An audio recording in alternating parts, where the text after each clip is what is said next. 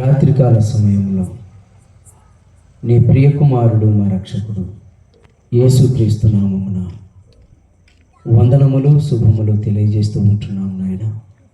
మొదటి రోజు అమూల్యమైనటువంటి మాటలు అందించే భాగ్యాన్ని మాకు ప్రసాదించినందుకు వందనాలు. అలాగే సుదూర ప్రాంతాల నుంచి అనేక మందిని పిల్లలు రాబోతున్నారు. క్షేమకరంగా మా మధ్యకు చేర్చండి. అలాగే వచ్చిన పిల్లలను క్షేమకరంగా చేర్చినందుకు కృతజ్ఞతలు. విలువైన మాటలు విని ఆత్మీయ మేలులు పొందే భాగ్యాన్ని అనుగ్రహించమని మాట్లాడబోతున్న కొన్ని మాటలు మీ తలంపులలో ఉండి ఆలోచించి మాట్లాడగలిగే భాగ్యాన్ని అనుగ్రహించమని క్రీస్తు నామమున ఈ ప్రార్థన అడుగుచున్నాము తండ్రి, ఆమేన్. చేరువచ్చినటువంటి దేవుని పిల్లలకందరికీ యేసుక్రీస్తు నామమున వందనములు చెల్లిస్తూ ఉంటున్నాను. అలాగే ఈ సభలకు ముఖ్య వాక్యోపదేశకులు, దైవ సేవకులు, ఏలూరు ప్రాంతం నుంచి వచ్చినటువంటి నానిబాబు గారు, సిబిటి ఏలూరు ప్రిన్సిపల్ గారు, దైవ సేవకులకు ప్రత్యేకమైనటువంటి వందనాలు. అలాగే సిబిటి ఎర్రగుంట్ల నుంచి వచ్చినటువంటి దైవ సేవకులు జానన్న గారికి, అలాగే జమ్మలమడుగు సిబిటి జమ్మలమడుగు ప్రిన్సిపాల్ గారు అయినటువంటి రాజేంద్రన్న గారికి, అలాగే ఐత్రంపేట సిబిటి ఐత్రంపేట ప్రిన్సిపాల్ అయినటువంటి బాబు గారికి, అలాగే సిబిటి పోరుమామిల్ల ప్రిన్సిపాల్ అయినటువంటి దైవ సేవకురాలు విజయలక్ష్మి రాజేంద్ర గారు ప్రత్యేకమైనటువంటి వందనాలు చెల్లిస్తూ ఉంటున్నాను. అలాగే మరొక దైవ సేవకులు ఈ మైదుకూరు ప్రాంతంలో నిసి పాస్టర్ వెల్ఫేర్ ఫెలోషిప్లో సేవలో విరివిగా వాడబడుతున్నటువంటి దైవ సేవకులు మన మధ్యలో ఉన్నటువంటి నాతాను గారు జనరల్ సెక్రటరీ, అలాగే కిరణ్ గారు సెక్రటరీ గారు ప్రత్యేకమైనటువంటి వందనాలు చెల్లిస్తూ ఉంటున్నాను. ప్రియమైన దేవుని పిల్లలారా, ఈ 2 రోజుల సభలకు గాను మొదటి రోజు అమూల్యమైనటువంటి మాటలు మనం ఆలోచన చేద్దాము. లోకమును వెంటాడుతున్న వేటగాని ఉరి అన్నటువంటి ఆలోచింపజేసి ఉన్నతమైనటువంటి ఈ అంశాన్ని జాగ్రత్తగా ఆలోచించవలసిందిగా ప్రేమతో కోరుతూ ఉంటున్నాను. నిజముగా లోకములో దేవుని కోసం రాజీ పడకుండా బ్రతికితే ఈ లోకం మనుషులను బ్రతకనివ్వదు. అదే ఈ లోకంలో నిజముగా లోకానుసారంగా బ్రతికితే, లోకానికి ఇష్టమైనట్టు బ్రతికితే వారిని సన్మానిస్తుంది, వారిని ఆదరిస్తుంది, గౌరవిస్తుంది. అందుకే ప్రియమైన దేవుని పిల్లలారా, ఈ లోకంలో నిజంగా దేవునికి విలువ లేదు. కానీ లోకములో డబ్బున్న వారికి, పేరున్న వారికి, అధికారం ఉన్న వారికి, పేరున్న ప్రతి ఒక్కరికి నిజముగా వారికి ఇచ్చే విలువ దేవునికి ఇవ్వరు అని చెప్పక తప్పదు. ఎందుకంటే నేడు జరుగుతున్నటువంటి ప్రమాదాలు, అన్యాయాలు, ఘోరాలు ఇవన్నీ కూడా జరిగినప్పుడు దేవుణ్ణి కించపరచటం మనకందరికీ తెలుసు. చిన్న ప్రమాదం జరిగిందనుకోండి, దేవుణ్ణే నిందిస్తారు. పెద్ద ప్రమాదం జరిగిందనుకోండి, దేవుణ్ణే నిందిస్తారు. అలాగే ఒక చిన్న కష్టం వచ్చిన, ఒక పెద్ద కష్టం వచ్చిన దేవుణ్ణే నిందిస్తారు. అంటే ప్రతిదీ దేవుని మీదకే ఈరోజు సమాజము చెడ్డగా మాట్లాడటం మనకు తెలుసు. దేవుడా, మాకే అన్యాయం చేశావా, మా కుటుంబాన్నే పాడు చేశావా, మమ్మల్నే అన్యాయం చేశాడు అని దేవుని మీదనే నిందలు వేసే మానవ సమాజం. మనుషులు ఏం చేసినా, ఈ ప్రకృతిలో ఎక్కడ ఏమి జరిగినా ఆ అన్యాయాల వెనకాల దేవుడే ఉన్నాడు అని దేవుణ్ణి నిందిస్తుంది. అయితే ప్రియమైన దేవుని పిల్లలారా, నిజముగా 800 కోట్ల మందికి తండ్రి ఎవరు అంటే పరలోకములో ఉన్నటువంటి దేవుడు, మనందరికీ తండ్రి. ఆ తండ్రి తన పిల్లలు చెడిపోవాలని ఎప్పుడైనా కోరుకుంటాడా చెప్పండి? మీ కుటుంబంలో, నా కుటుంబంలో పిల్లలు ఉన్నారు. ఆ పిల్లలు చెడిపోవాలి అని ఏ తల్లిదండ్రులు ఆలోచిస్తారు చెప్పండి? ఆ పిల్లలు బాగుండాలని కోరుకుంటారు తప్ప పిల్లలు చెడిపోవాలని ఏ తల్లిదండ్రులు కోరుకోరు. భూమి మీద ఒక కుటుంబంలో ఒక తండ్రి పిల్లల భవిష్యత్తు గురించి ఆలోచించేటప్పుడు కోటాను కోట్ల మందికి తండ్రి అయిన దేవుడు మన గురించి మంచిగా ఆలోచించడా?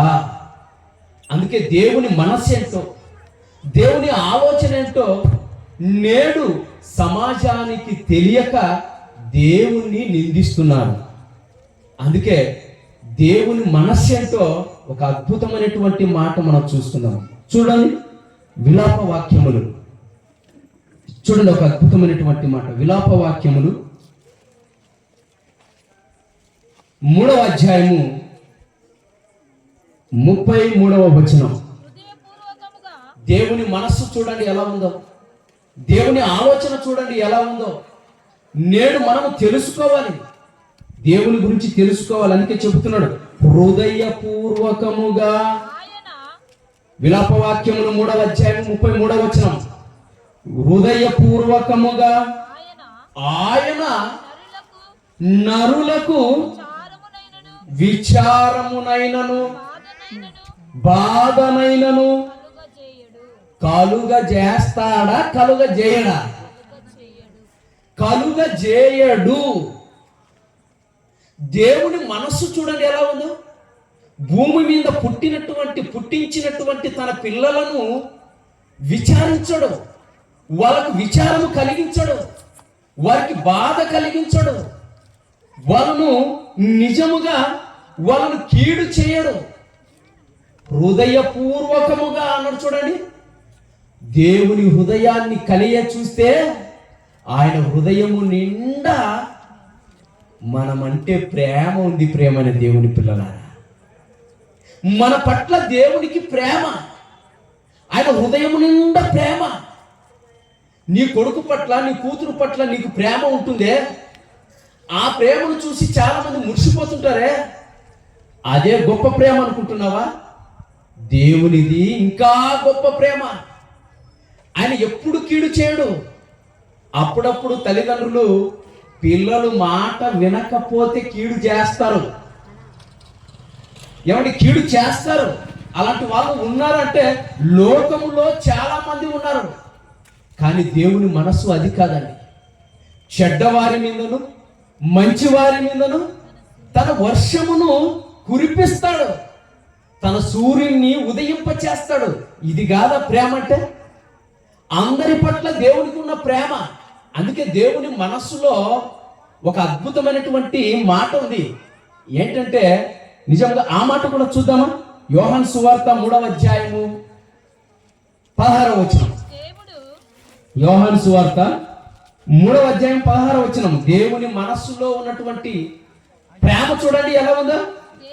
దేవుడు లోకమును ఎంతో ప్రేమించెను. ఇది చాలదండి. లోకం అనగానే చెట్లు, చేమలు, పుట్టలు, నదులు, కొండలు అనుకోకండి. దేవుడు లోకమును ఎంతో ప్రేమించెను. ఎంత ప్రేమ చెప్పండి. ఆ ప్రేమకు ఎవరు సాటిలు కారు. ఆయన ఎంతో ప్రేమించాడు. ప్రేమించి ఏం చేశాడబ్బా? కాగా ఆయన తన అద్వితీయ కుమారునిగా పుట్టిన వాని యందు విశ్వాసముంచు ప్రతి వాడును నశింపక నిత్య జీవము పొందునట్లు ఆయనను అనుగ్రహించెను అన్నాడు. చూడండి, అంటే దేవునికి ఉన్న మనస్సు ఏంటంటే, ఆయన ముద్దుగా చూసుకున్నటువంటి ముద్దుల కొడుకు ఒక ఆయన ఉన్నాడు. ఆయనే లోకరక్షకుడు, ఆయనే మన కోసము ప్రాణం పెట్టినటువంటి నిజ రక్షకుడు యేసు క్రీస్తు ప్రభుల వారు. ఆయన యేసుక్రీస్తును చూసి ఏమన్నాడో తెలుసా? ఈయన నా ప్రియ కుమారుడు, ఈయన యందు నేను ఆనందించుచున్నాను అన్నాడు. అంత ఆనందపడుతున్నటువంటి దేవుడు ఏమంటే బలి ఇవ్వచ్చా చెప్పండి? కుమారుని, తన కుమారుని బలి ఇవ్వచ్చా? ఇచ్చాడు అంటే మీరంతే ఎంత పిచ్చి ఆయనకు. మనమంటే ఎంత పిచ్చి, లోకం అంటే ఆయనకి ఎంత ప్రేమ. అదండి ప్రేమ అంటే.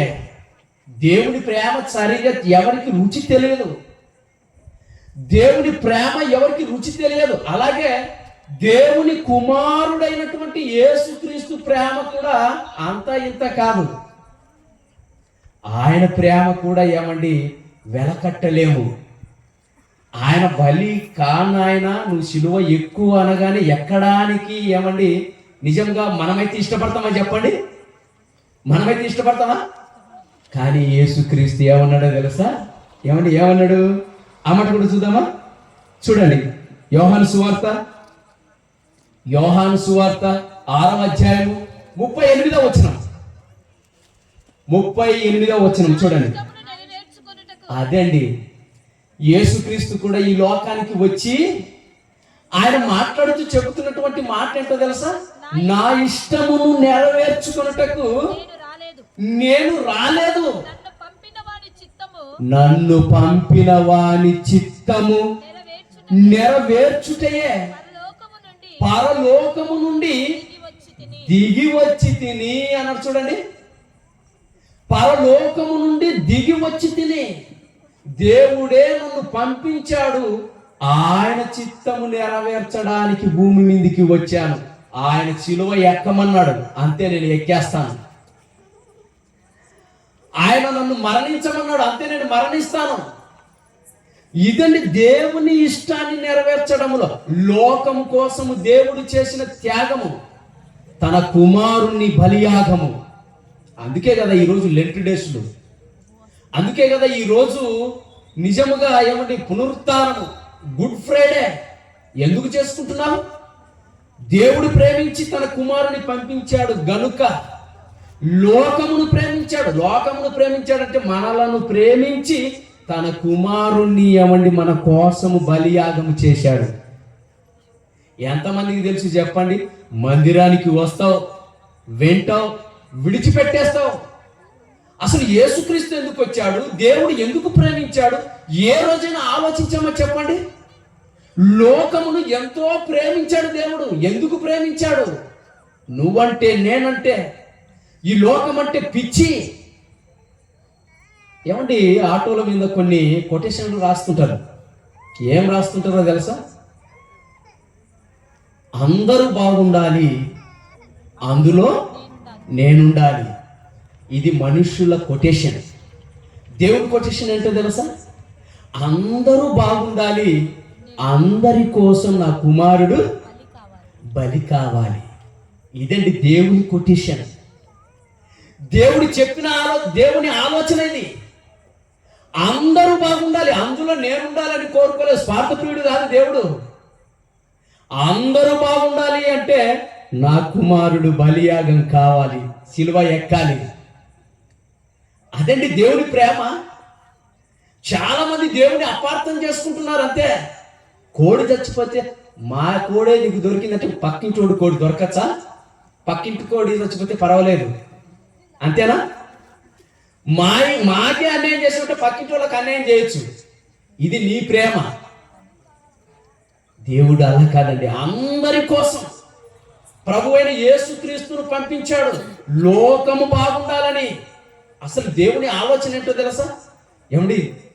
లోకములో జరుగుతున్న ప్రతి అన్యాయానికి, ప్రతి అక్రమానికి దేవునికి సంబంధం ఉండదు. ప్రతి యాక్సిడెంట్కు సంబంధం ఉండదు. ప్రతి గొడవలకు దేవునికి సంబంధం ఉండదు. అందుకే ఒక మాట ఉంది, ఆ మాట కూడా చూసుకుందాం. చూడండి ఆ మాట, యోహాన్ గారు రాసినటువంటి మొదటి పత్రిక చూడండి. యోహాన్ గారు రాసినటువంటి మొదటి పత్రిక 2వ అధ్యాయము 16వ వచనం. అది చూడండి, ఎంత మంచి మాట చెప్తున్నాడంటే ఈ మాటలు జాగ్రత్తగా ఆలోచించండి. ముగింపులోకి వచ్చాము. లోకములో ఉన్నదంతయు అనగా శరీరాశయు, నేత్రాశయు, జీవపు డంబమును తండ్రి వలన పుట్టినవి కావు, అవి లోక సంబంధమైనవే. లోకములో ఉన్నదంతయు అన్నాడు చూడండి. లోకములో ఉన్నదంతయు దేవునికి సంబంధం లేదు. మీరు కల్పించుకుంటున్నారు. మీ చూపు, మీ నడక, మీ ఆలోచన, ప్రతిదీ మీది. మీ ఆలోచనలు, మీ ఆలోచనలకు వెనక ఒకడున్నాడు. వారి గురించి ఇప్పుడు మనకు తెలియాలి. ఈ లోకాన్ని వెంటాడుతున్న వేటగాడు ఒకడున్నాడు. ఆ వేటగాడు ఎవడు? దేవుడు కాదండోయ్. దేవుడు ప్రేమామయుడు. అలాగే దేవుడు అందరినీ ప్రేమించేవాడు. లోకాన్ని అడవిగా చేసినటువంటి వాడు ఒకడున్నాడు. లోకంలో ప్రతి ఒక్కరిని నాశనానికి తీసుకువెళ్ళేవాడు ఒకడున్నాడు. ఆ వేటగాని ఉరి ఏంటో అది మనం తప్పించుకోవాలి. అది తప్పించుకోవాలి అంటే, దాని గురించి తెలియాలి అంటే ముఖ్య వాక్యోపదేశకులు మన మధ్యలో ఉన్నారు. ఏమండి, సుదూర ప్రాంతాల నుంచి పిలిపించామండి.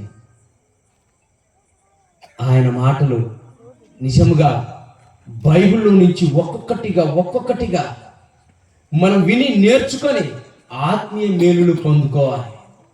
చాలా మంది రాలేకపోయారు.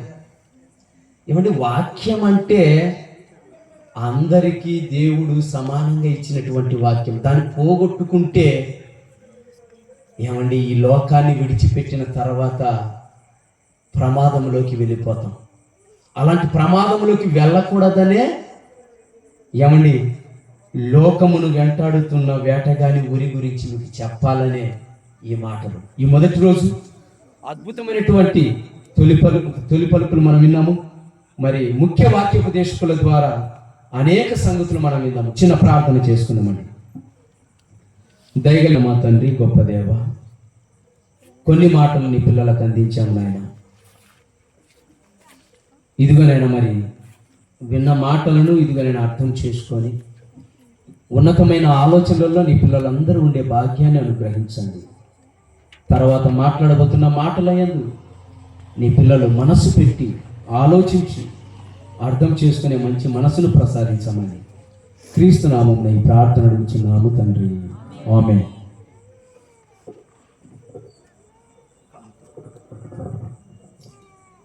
దేవుడు లోకమును ఎంత ప్రేమించాడో సందేశాత్మకమైన వివరణతో తొలి పలుకులుగా మనకు అందించినటువంటి దైవజనులు ఆనందన్న గారికి క్రీస్తు పేరిట వందనాలు తెలియజేస్తున్నాం.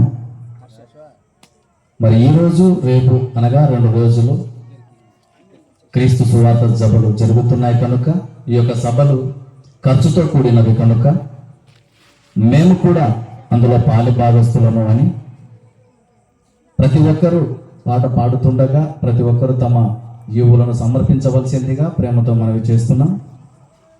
మరి ఈ సమయంలో సహోదరుడు మనోహర్ గారు అలాగే సహోదరుడు ప్రేమ్ గారు వచ్చి ఒక చక్కని పాట పాడవలసిందిగా ప్రేమతో మనవి చేస్తున్నాం. పాట పాడుతుండగా మీ ఈవులను సమర్పించవలసిందిగా దేవుడికి ప్రేమతో మనవి చేస్తున్నాం.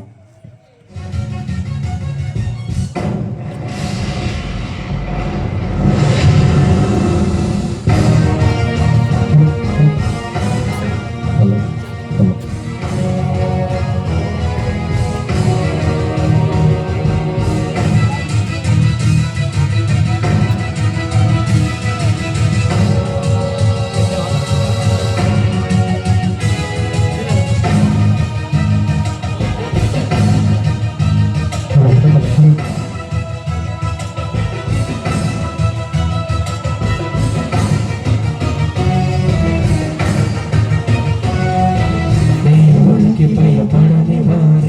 చివరి గడియ ఇది, దైవాన్ని నమ్మిన క్రైస్తవులకు మేలు కొలిపే ఇది.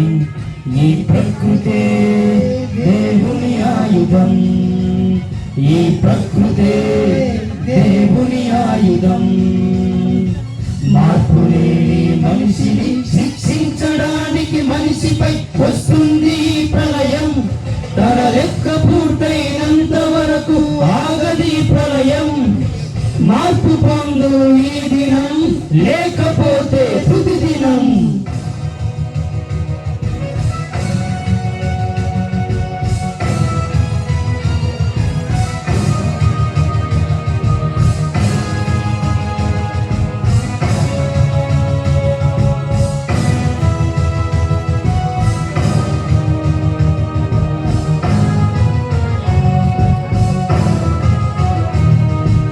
నీతిమంతులు లేకపోతే పాపులందరూ పెరిగిపోతే ఎంతకాలం మనిషిని భూమిపై ఉంచాలిరా.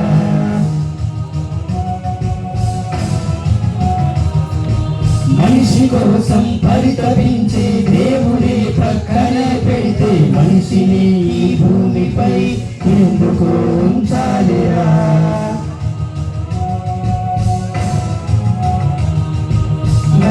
నీరు గాలి నింగి నేల సారం అనుభవిస్తూ సృష్టికర్తను ధిక్కరిస్తే ప్రకృతే గర్జించదా.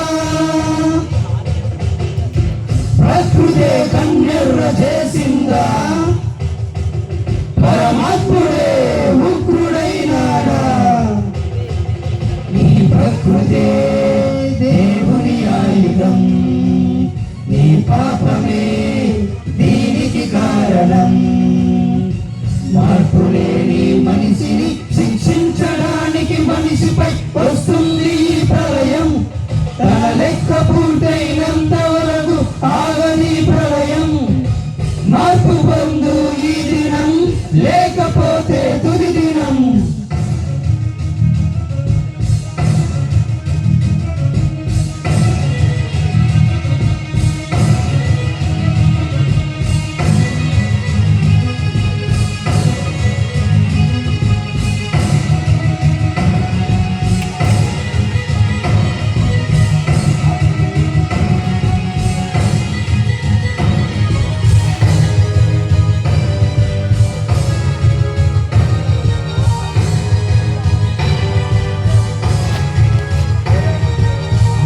మనిషిని చంపుతుంటే ఉగ్రవాదం పెరుగుతుంటే నరుడు మృగముగా మారితే ఎందుకు ఉంచాలిరా.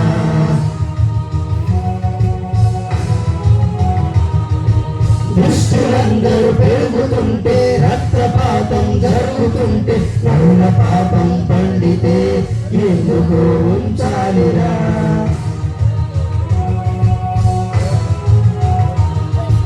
నేలనాదని నింగినాదని దేవుడంటే లెక్కలేదని సృష్టికర్తను ధిక్కరిస్తే ప్రకృతే గర్జించనా. వెనుగాలి నాపే దమ్ము లేదు మనుషులెవ్వరికి, జల ప్రళయమాపే దమ్ము లేదు అధికారులెవ్వరికి. ఈ ప్రకృతే దేవుని ఆయుధం, ఈ పాపమే దీనికి కారణం. మార్పు లేని మనిషిని శిక్షించడానికి మనిషిపై వస్తుంది ఈ ప్రళయం. తన లెక్క పూర్తయినంత వరకు ఆగని ప్రళయం. మార్పు పొందు ఈ దినం, లేకపోతే తుది దినం.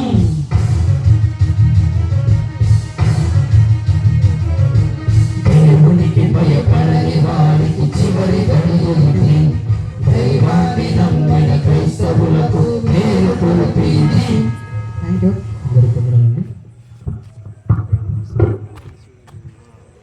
థ్యాంక్ యూ బ్రదర్స్, చాలా చక్కని పాట పాడి దేవుని మహిమపరిచినందుకు క్రీస్తు పేరిట మీకు వందనాలు.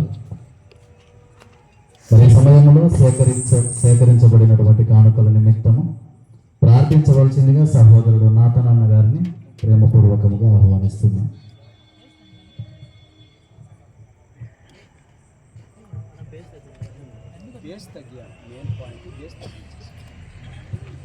కళ్ళు మూసుకుందాం. కానుకల నిమిత్తమై ప్రార్థన చేసుకుందాం. ప్రేమ నమ్మకం గల ప్రియ పరలోకపు తండ్రి, నీకే వందనాలు చెల్లిస్తున్నాను. మరొకసారి నీ పాద సన్నిధికి చేరి ఇలాంటి స్తుతించే కీర్తించే భాగ్యాన్ని మీరు మాకు ఇచ్చినందుకు వందనాలు తండ్రి. ఈనాడు జరుగుతున్న సిబిటి మైదుకూరు ద్వారా జరుగుతున్న ఈ 2 రోజుల సువార్త సభలు మీరు దీవించండి. అవును తండ్రి, మీరు నడిపించిన ప్రతిభను బట్టి స్థుతులర్పిస్తున్నా. ఎవరైతే కానుకలు విత్తారో వారికి నూరంతల ఆశీర్వాదం అనుగ్రహించండి. ఎంతో భారముతో ఖర్చుతో కూడుకుని పరిచర్యకి మీరు సహకరిస్తున్నందుకు వందనాలు. ఇంకా నీ బిడ్డలు దారుణంగా విత్తడానికి, తమ గుప్పిలు విప్పడానికి సాయం చేసి ప్రేరేపణ అనుగ్రహించండి. అలాగే ఈ రోజు రేపు జరిగే కూడికని దీవించమని నిలబడుతున్న దాసుని అభిషేకించండి. ఎవరైతే కానుక విత్తారో వారిని 30 దంతలు 60 దంతలు 100 దంతలుగా ఆస్వాదించండి. విత్తబడిన కానుక నీ పరిచర్య కొరకు వాడుకున్నట్టుకు సహాయం చేయమని యేసయ్య నామమున ప్రార్థిస్తున్నాము తండ్రి, ఆమేన్. ప్రార్థించినటువంటి సహోదరునికి క్రీస్తు పేరిట వందనాలు. మరి ఈ సమయంలో ముఖ్య ఘట్టంలోనికి వచ్చి ఉన్నాం కనుక లోకమును వెంటాడుతున్న వేటగాని ఊరి, లోకమును ప్రేమిస్తూ ఎలాగైనా తన చెంతకు చేర్చుకోవాలని దేవుని తపన. మరి లోకాన్ని వెంటాడుతున్న వేటగాడు ఎవరో, వాడు వేస్తున్నటువంటి ఉరి ఏమిటో పూర్తి వివరణతో మనకు తెలియజేయడానికి ముఖ్య వాక్యోపదేశకులు ఇక్కడికి వచ్చి ఉన్నారు. ఆయనకు సమయాన్ని అప్పగిద్దాం.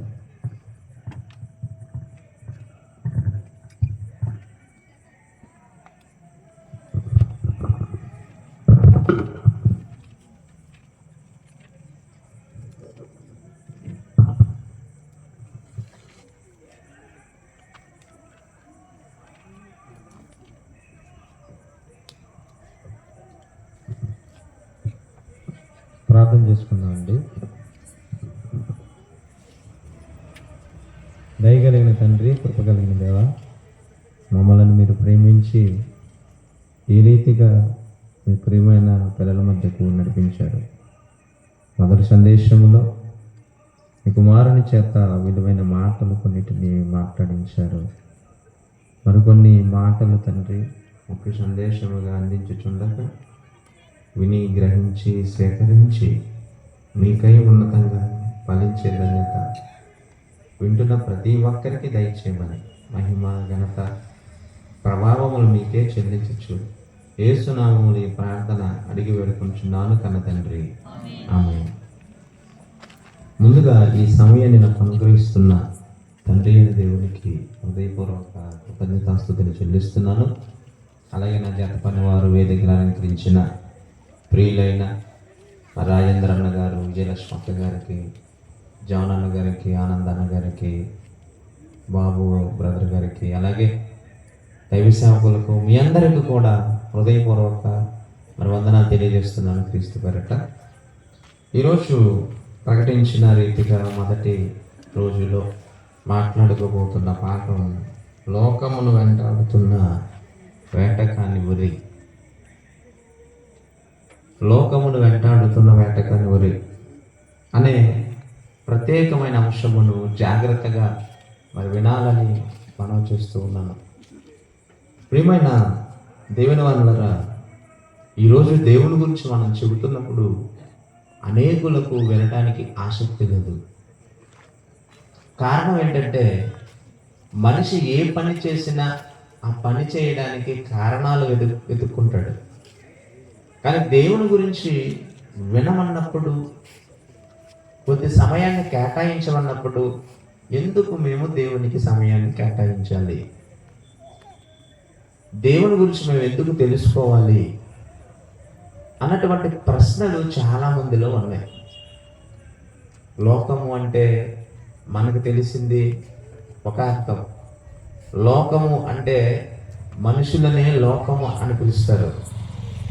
మరి లోకానికి దేవునికి ఏదైనా సంబంధం ఉందా అని ప్రశ్నించుకున్నప్పుడు ఖచ్చితంగా లోకానికి దేవునికి సంబంధం ఉంది.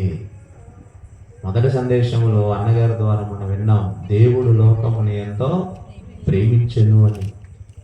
దేవుడు లోకాన్ని ప్రేమిస్తున్నాడంటే లోకానికి దేవునికి సంబంధం ఉంది. ఏంటి ఆ సంబంధం? లోకం అంటే ఏమై ఉంది? గురజాడ అప్పారావు గారు ఒక పద్యాన్ని లేదా ఒక గీతాన్ని రాశారు. దేశం అంటే మట్టి కాదోయ్, దేశం అంటే మనుషులు అని. అనేక దేశాలు కలిగిన అటువంటిదే లోకమైతే, దేశం అంటే మనుషులైనప్పుడు అనేక దేశాలను కలిగినది లోకమైనప్పుడు, ఇప్పుడు లోకం అంటే మనుషులే. ఈ మనుషులను దేవుడు ఎందుకు ప్రేమిస్తున్నాడు?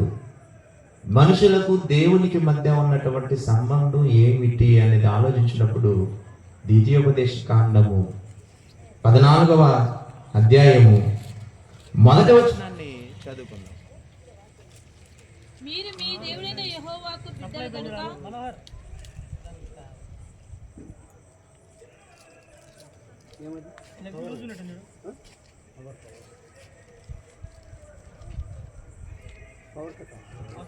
హలో, దగ్గర కూర్చోండి కొంచెం. రైట్. ద్వితీయోపదేశ కాండం 14వ 1వ వచనంలో ఏమంటున్నాడో తెలుసా? మీరు మీ దేవుడైన యెహోవాకు బిడ్డలు. ఎవరని అంటున్నాడు బిడ్డలని? ఒక పక్షిని, ఒక జంతువుని అన్నాడా, మనిషిని అన్నాడా? వ్రాయబడిన వచనాన్ని మనం చదువుకుంటే మనకి ఏమర్థం అవుతుందంటే, మీరు మీ దేవుడైన యెహోవాకు బిడ్డలు. అంటే భూమి మీద ఉన్నటువంటి 800 కోట్ల మంది దేవునికి ఏమవుతారు? బిడ్డలు. మనము ఆయనకు బిడ్డలం అయితే ఆయన మనకు తండ్రి అవుతాడు, నాన్న అవుతాడు. అంటే దేవునికి మనుషులకు మధ్య ఉన్నటువంటి బంధం ఏంటంటే తండ్రి కుమారుల బంధము. తండ్రి కుమారుల బంధం ఉంది. అదే కీర్తనల గ్రంథంలో కూడా వ్రాయబడిన మాటను ఒకసారి మనం చూడగలిగితే, కీర్తనల గ్రంథము 82వ అధ్యాయము 6వ వచనాన్ని చదువుకుంటే అక్కడ ఏమంటున్నాడు చూడండి. కీర్తనల గ్రంథము 82వ అధ్యాయం 6వ వచనం. మీరు దైవములనికు, మీరు దైవములనియు. ఎవరన్నా దైవములు అంటున్నాడు? మనుషులనా? మనుషులు దైవాలు ఎలా అవుతారండి? ఎందుకు దైవాలు అవుతారంటే, ఉన్న మనుషులందరూ ఎవరికి బిడ్డలు? దేవునికి బిడ్డలు అయినప్పుడు దేవునికి పుట్టిన వారు దైవాలే కదా. అందుకంటున్నాడు మీరు దైవములనియు, మీరందరూ సర్వోన్నతిని కుమారులనియు నేనే సెలవిచ్చి ఉన్నాను అన్నాడు చూడండి. అంటే లోకమంతా దేవునికి సంబంధించినది, దేవునికి చెందినవారు. అందుకు దేవుడు లోకమును ఎంతో ప్రేమించెను. దేవుడు లోకాన్ని ప్రేమిస్తే మనుషులు దేనిని ప్రేమిస్తున్నారు? దేవుడిని ప్రేమిస్తున్నారా? లోకములో ఉన్నటువంటి ధనాన్ని ప్రేమిస్తున్నారా? దేవుడు మనిషిని ప్రేమిస్తే తిరిగి మనిషి దేవుణ్ణి ప్రేమించాలి. ప్రేమించడం లేదు దేవుణ్ణి. దేవుడి గురించి చెబుతుంటే మాకు చెప్పనవసరం లేదండి అంటున్నారు. ఎందుకంటున్నారంటే దేవునికి మనిషికి మధ్య ఉన్నటువంటి బంధము విలువ అర్థం కాకపోవటం వలన. ప్రియమైన దేవుని వారలారా, ఈ పదాన్ని ఎందుకు అంటున్నానంటే, మనం దేవునికి సంబంధించిన వాళ్ళం. మన మీద సర్వ హక్కులు దేవునికి ఉన్నాయి. అందుకే అడగకుండా అన్నిటిని చేశాడు. మన కోరికలన్నీ ముందుగా తెలుసుకొని వాటిని తీర్చుటకు దేవుడు అన్ని ప్రయత్నాలు చేసి ఆయన చేసిన ఈ సృష్టిని చూస్తే మనకు అర్థమైపోతుంది మనం అంటే దేవునికి ఎంత ఇష్టమో. ప్రతి మనిషికి దేవుని చెందిన వాడైతే ఒక వేటగాడు బయలుదేరాడు మనిషిని దేవునికి చెందకుండా చెయ్యాలని. దేవునికి చెందినటువంటి మనిషిని ఆ దేవుడి నుంచి దూరం చేయాలని ఒక వేటగాడు బయలుదేరాడు. ఆ వేటగాడు దేనిని వేటాడుతున్నాడంటే, ఒక పక్షిని వేటాడటం లేదు, ఒక జంతువును వేటాడటం లేదు, మనిషిని, లోకమును వేటాడుతున్నాడు. మనం వేటాడుతాం. మన వేట పక్షులను వేటాడుతాం, ఏమంటే జంతువులను వేటాడుతాం, చేపలను వేటాడుతాం. ఎందుకో తెలుసా? మనం బ్రతకడానికి. ఎందుకండి ఆ జీవిని అలా చంపుతున్నారు నిర్దాక్షిణ్యంగా అంటే, బ్రతకడానికి చంపుతున్నామండి అంటారు. ఒక మత్స్యకారుడు సముద్రం మీద వల వేసుకొని ఎందుకు వెళ్తాడంటే, చేపలు పట్టుకొని జీవనాన్ని కొనసాగించడానికి అంటాడు. ఒక వేటగాడు అడవిలో ఉరి ఎందుకు ఒగ్గాడు అంటే, జంతువును పట్టుకొని ఆకలి తీర్చుకోవడానికి అంటాడు. అంటే మనిషి వేటాడుతున్నది మనిషి బ్రతకడానికైతే, వేటాడుతున్న మనిషిని వేటాడే ఒక వేటగాడు బయలుదేరాడు. ఆ వేటగాడిని ఇప్పటికీ లోకం పసిగట్టలేదు. ఇప్పటికీ పట్టుకోలేదు. పట్టుకోకపోతే ఏముందండి అంటే ప్రమాదమే ఉంది. ఆ ప్రమాదం ఏంటనేది పాట ముగిసే లోపల మనకు అర్థమైపోతుంది ప్రియమైన దేవుడు వల్లరా. ఏంటంటే ఆ వేట ఏంటి, ఆ వేటగాడు ఎవరు అనేది మనం ఆలోచన చేయగలిగితే బైబిల్ గ్రంథంలోనికి వెళ్ళి ఒక్కొక్క మాటను మనం పరిశీలన చేద్దాం. కీర్తనల గ్రంథము 91వ అధ్యాయము 3వ వచనములో చదవబడిన వాక్య భాగము వేటగాని ఊరిలో నుండి చూడండి. వేటగాని ఊరిలో నుండి ఆయన నిన్ను విడిపించును. వేటగాని ఉరిలో నుండి ఆయన నిన్ను విడిపించును. అంటే ఇప్పుడు వేటగాడు ఉరి ఎవరికి ఒడ్డుతున్నాడు? పక్షికా, జంతువుకా, చేపకా, మనిషిగా? ఆ వ్రాయబడిన వచనాన్ని చదవండి మరొకసారి. వేటగాని ఉరిలో నుండి ఆయన నిన్ను, అంటే ఇప్పుడు ఉరి ఎవరికి వేశాడు వేటగాడు? మనకే వేశాడంట ఉరి. మనల్ని పట్టుకోవడానికే వేశాడంట ఉరి. వాడు ఉరి వేస్తే ఆ ఉరి నుంచి ఎవరు తప్పిస్తున్నాడట? మనలా నాశనకరమైన తెగులు ఏమండి, దేవుడే తప్పిస్తున్నాడట. ఎందుకంటే తన బిడ్డలను తనే కాపాడుకుంటాడు. ఎంత గొప్ప ప్రేమ అండి దేవునిది.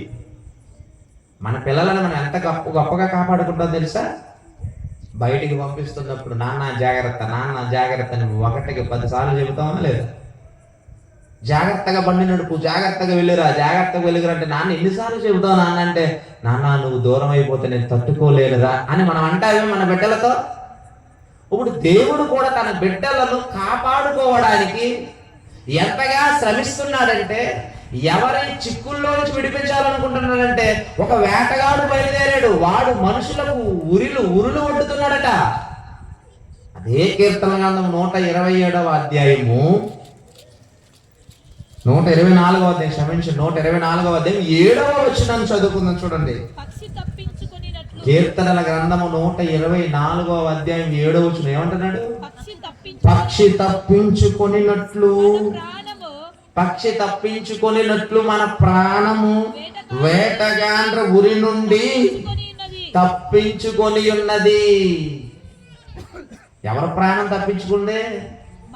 పక్షి ప్రాణం కాదు, మన ప్రాణమే. ఇక్కడ పక్షి ఎవరండి? మనమే. పోల్చి చెప్తున్నాడు చూడండి. వేటగాండ్ర ఉరిలో నుండి తప్పించుకొని ఉన్నాము అన్నాడు చూడండి. ఏమైనా దేవుని వల్ల వేటగాడు బయలుదేరాడు. వేటాడుతున్నాడు మనుషులందరినీ. ఎందుకు వేటాడుతున్నాడంటే, దేవునికి చెందిన వారిని దేవునికి చెందకుండా చేయడానికి మనుషులను వేటాడుతున్నాడు. దేవునికి దూరం చేసి దేవుని బాధపెట్టడానికి వేటాడుతున్నాడు. ప్రతి ఒక్క మనిషిని దేవుని దగ్గరకు రాకుండా వాడే అడ్డుకుంటున్నాడు. ఎవడా వేటగాడు?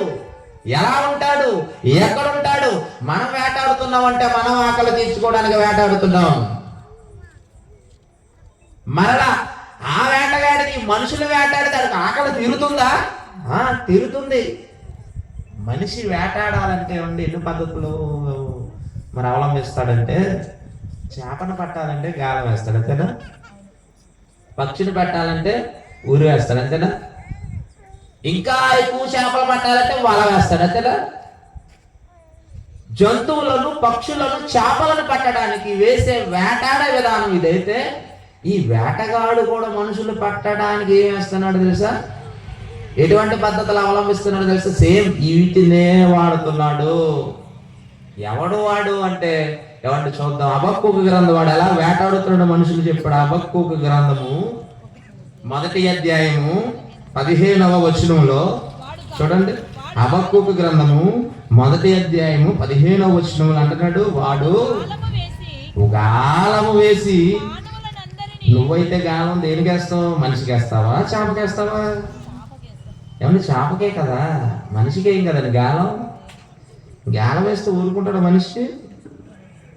ఏమండి, వాడు గాలము వేసి చేపలన్నిటిని గుచ్చి లాగి ఉన్నాడు అనలేదు అక్కడ. ఏమన్నాడు తెలుసా? వాడు గాలము వేసి మానవులందరిని గుచ్చి లాగి ఉన్నాడు. వేటగాడట వాడి దగ్గరకు చేర్చుకోవాలంటే ఏం చేస్తాడు? గాల వేసి గుచ్చి లాగుతున్నాడు. ఒక్కడనా అందరినా? ఒక్కడనా అందరునా? వేటగాడు గాలానికి ఒక్కడ కాదు బలవుతుంది, అనేకులు. అందులో భక్తులు ఉన్నారు, అందులో భక్తిహీనులు ఉన్నారు. నేను భక్తులు కనుక ఆ వేటగాడు నన్ను ఏమి చెయ్యడు అనుకోకండి. అసలు ముందు ఆ వేటగాడికి భక్తులే అవసరం. వేటగాడికి భక్తులే అవసరం. మీటింగ్లు ఎంతగా శ్రమించారు తెలుసా? రండి అందరూ రండి అంటే బయలుదేరలేరండి. ఎందుకంటే వేటగాడు మాయలోనికి వెళ్ళిపోయారు. వాడు గుచ్చి గట్టిగా పట్టాడు. ఏమండి, గేదెను పలుకుతాడుతో కట్టి ఒక గుంజ కట్టామనుకోండి, అది కదులుతుంది ఎక్కడికైనా? కదలదో. ఇక్కడ గడ్డి వేసి రామ్మ అన్నాడు అనుకోండి, ఎక్కడ వస్తుంది? ఆ తాడు ఎక్కువ తీస్తేనే ఈ గడ్డి తినడానికి అది వస్తుంది. ఇక్కడ సభ అయితే పెట్టాం, కానీ జనాలందరూ ఎవడో గుచ్చిపోయారు. ఆ వేటగాడు కట్టేటికి రారు. రేపు పొద్దునంటారు, ఏంటండి రాత్రి రాలేదండి. వద్దాం అనుకున్నాను కానీ ఆ టైంలోనే అంటాడు. వద్దాం అనుకున్నా కానీ అప్పుడే కొంచెం కడుపులో గలిబిలి స్టార్ట్ అయింది అంటాడు. అంటే వేటగాడు గుచ్చాడు. ఒక్కనే కాదు అంటున్నాడు, మానవులందరినీ గుచ్చిలాగి ఉన్నాడు. అంటే మనుషుల్ని పట్టుకోవడానికి వేటగాడు వేటాడుతున్నది మొదటిదేంటి? గాలం. అంతేనండి? అదే కదా అక్కడ అన్నాడు, వాడు గాలము వేసి. మనమైతే గాలం దేనికి వేస్తాం? చేపలు పట్టడానికి వేస్తాం. ఉత్తి గాలం అయితే చేప పడిపోద్దా? ఆ గాలానికి ఏం పెట్టాలి? మేత పెట్టాలి. ఒట్టి గాలం వేసాం అనుకోండి, 365 రోజులు నది ఒట్టును కూర్చుని ఒక్క చేప పడదు. ఒట్టి ముళ్ళే కదా. అందుకు మేత పెట్టిన చేపలు పడవు కొంతమందికి, తెలుసా? ఎందుకంటే గాలం వేస్తాడు, చేప వస్తుంది. తెలుగుగల చేపలు అలాంటివి అనుకున్నావు? కొంచెం కొంచెం తింటా ఉంటుంది అది. నువ్వేమో ఎప్పుడు పడిపోతుందో చేప అని ఆశాభావం ఎదురు చూస్తూ ఉంటావు. అది ఇలా తింటదే తుర్రు వెళ్ళిపోతుంది. ఏంటి ఇంకా బెండి కదలటం లేదు అనుకుంటావు. మళ్ళా కాసేపటికి వస్తుంది, మళ్ళీ ఇలా అంటది, దమ్ము వచ్చేసింది, లాగేస్తావు. ఏముండదు, మేత అంతా మింగేస్తుంది. చివరికి అనుకుంటావు, ఈ కంత్రి చేప అనుకుంటా పడట్లేదు నాకు అని చెప్పి ప్లేస్ మార్చేస్తావు. నువ్వు మరొక చాటుకి వెళ్ళేస్తావు. అంటే చేపలు కూడా ఎలా ఉన్నాయంటే తెలివిగా ఉన్నాయి. ఇంక చేపలే పట్టరు, ఆ ముళ్ళు నుంచి తప్పించుకుంటున్నాయి. కానీ ఈ వేటగాడు గాలం వేసాడంటే ఖచ్చితంగా భక్తుడు కూడా పడిపోవాల్సిందే. వాడు అంత టెక్నిక్ గా గాలం వేస్తాడు. ఇప్పుడు మనం గాలం వేయడం నేర్చుకున్నప్పుడు ఎవరి దగ్గరికి వెళ్ళాలి తెలుసా? ఈ వేటగాడి దగ్గరికి వెళ్ళాలి. తర్వాత ఎలా పడుతున్నట్ట? ఉరులు ఒగ్గి. రెండో విధానం ఏంటట? ఉరి ఒగ్గి చిక్కించుకొనుచున్నాడు. వాడు వలతో వారిని కూర్చుకొని సంతోషపడి గంతలు వేయించున్నాడు. ఇప్పుడు చేపలు పడితే చేపలు పడ్డవాడికి ఎలా ఉంటది? ఇప్పుడు వల వేస్తాడు ఒక అతను. ఇప్పుడు క్లిప్ చూపిస్తాడు చూడండి. అన్న వల ఉన్న క్లిప్ ఉంది చూడండి. ఆ వలలో చేపలు పడ్డానికి ముందు నీళ్ళలో మేత ఇసిరేడండి, ఆ తర్వాత విసిరేసాడండి వల. అప్పుడు పడ్డాయండి చేపలు. వాడు నవ్వేస్తున్నాడండి, చాలా మంది పడిపోతున్నాడండి. ఉందా తెర మీద చూడండి, చూపించండి. పడవ మీద ఉండి వల వేస్తారు చూసారా? ఉరి కాదు వల. ఫస్ట్ అది చూద్దాం.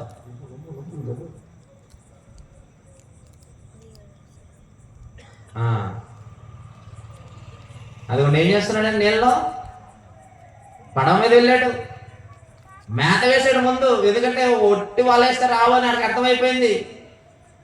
మేత వేయంగానే మేత వచ్చిందని గుంపుకు వచ్చేస్తే చేపలు. ఆ తర్వాత ఇసిరేడు వల.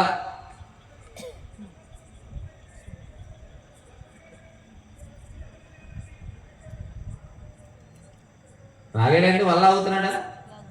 నాకైతే కనబట్టలేదులేండి. లాగుతున్నాడు.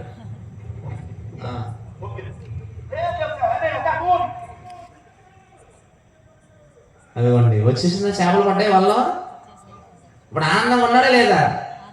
వల వేయక ముందేమో నోటు మాట లేదు, చేపలు పట్టాక చూడండి ఆహా అంటారండి. అది మనం చూసారా? ఆనందం. చేపలు పడగానే ఎలా ఉంది? ఆనందం, సంతోషం. ఇది ఇక్కడ చదువుకున్నా సరే, సంతోషపడి ఏం చేస్తున్నాడట? గంతులు వేయుచున్నాడు. మీకు కూడా అంతేనండి. అబ్బా చేపలు పడంగానే ఎలా ఉంటుందంటే ఆ రోజు మత్స్యకారుడికి మా వార్త చదువుతుంటే అప్పుడప్పుడు ఈ రోజు జాబ్ పట్టు తగిలింది ఒక అతనికి. ఏంటంటే అతి పెద్ద చేప పడిందట. కోటీశ్వరుడు అయిపోయాడు, లక్షాధికారి అయిపోయాడు అంటాడు. ఇదొక రకం చేపలు పట్టడం.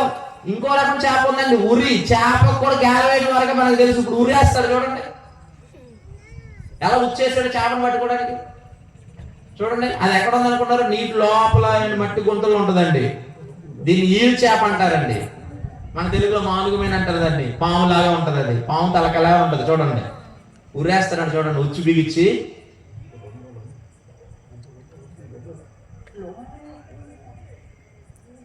వేసాడండి, పట్టాడా, ఉర్రేసాడు, ఇలా లాగాడు, గిలగిల కొట్టుకుంటుందండి. ఇక తప్పించుకోలేదేక. ఆ కారణంలో నుంచి మళ్ళీ బయటికి రావాలంటే వీడేం చేస్తాడంటే చిన్న మేతను తీసుకెళ్ళి ఇలా కదుపుతూ ఉంటాడండి. ఈ శబ్దానికి అది నెమ్మదిగా వస్తుంది బయటికి. ఆ వచ్చే లోపల ఊరు పెడతాడు, ఆ కాణం దగ్గర, ఆ కన్నం దగ్గర ఊరు పెడతాడు, పడిపోతాడు. ఇదిగో మీకు దృశ్యంలోకి ఎందుకు చూపించానంటే వేటగాడు వేటాడుతున్న విధానాలు మీరు మర్చిపోకూడదు. ఇప్పుడు ఈ వేటగాడు కూడా వేటాడుతున్నాడు. ఎలా వేటాడుతున్నాడు అంటే వల వేస్తున్నాడట, గాలం వేస్తున్నాడట, తర్వాత ఉరులు వేస్తున్నాడట.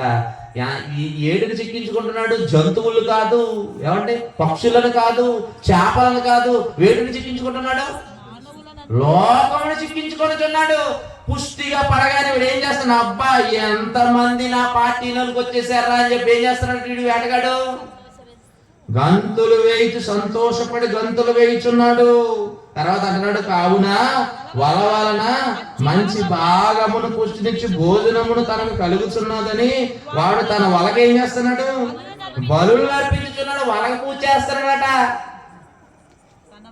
అంటే ఇంకా పడతాయి చేపలని. మీకు ఏదైనా ఒక వస్తువు వచ్చింది అనుకోండి, ఏం చేస్తారు? బయట పెడతారు, ఇంట్లో దాచుకుంటారు.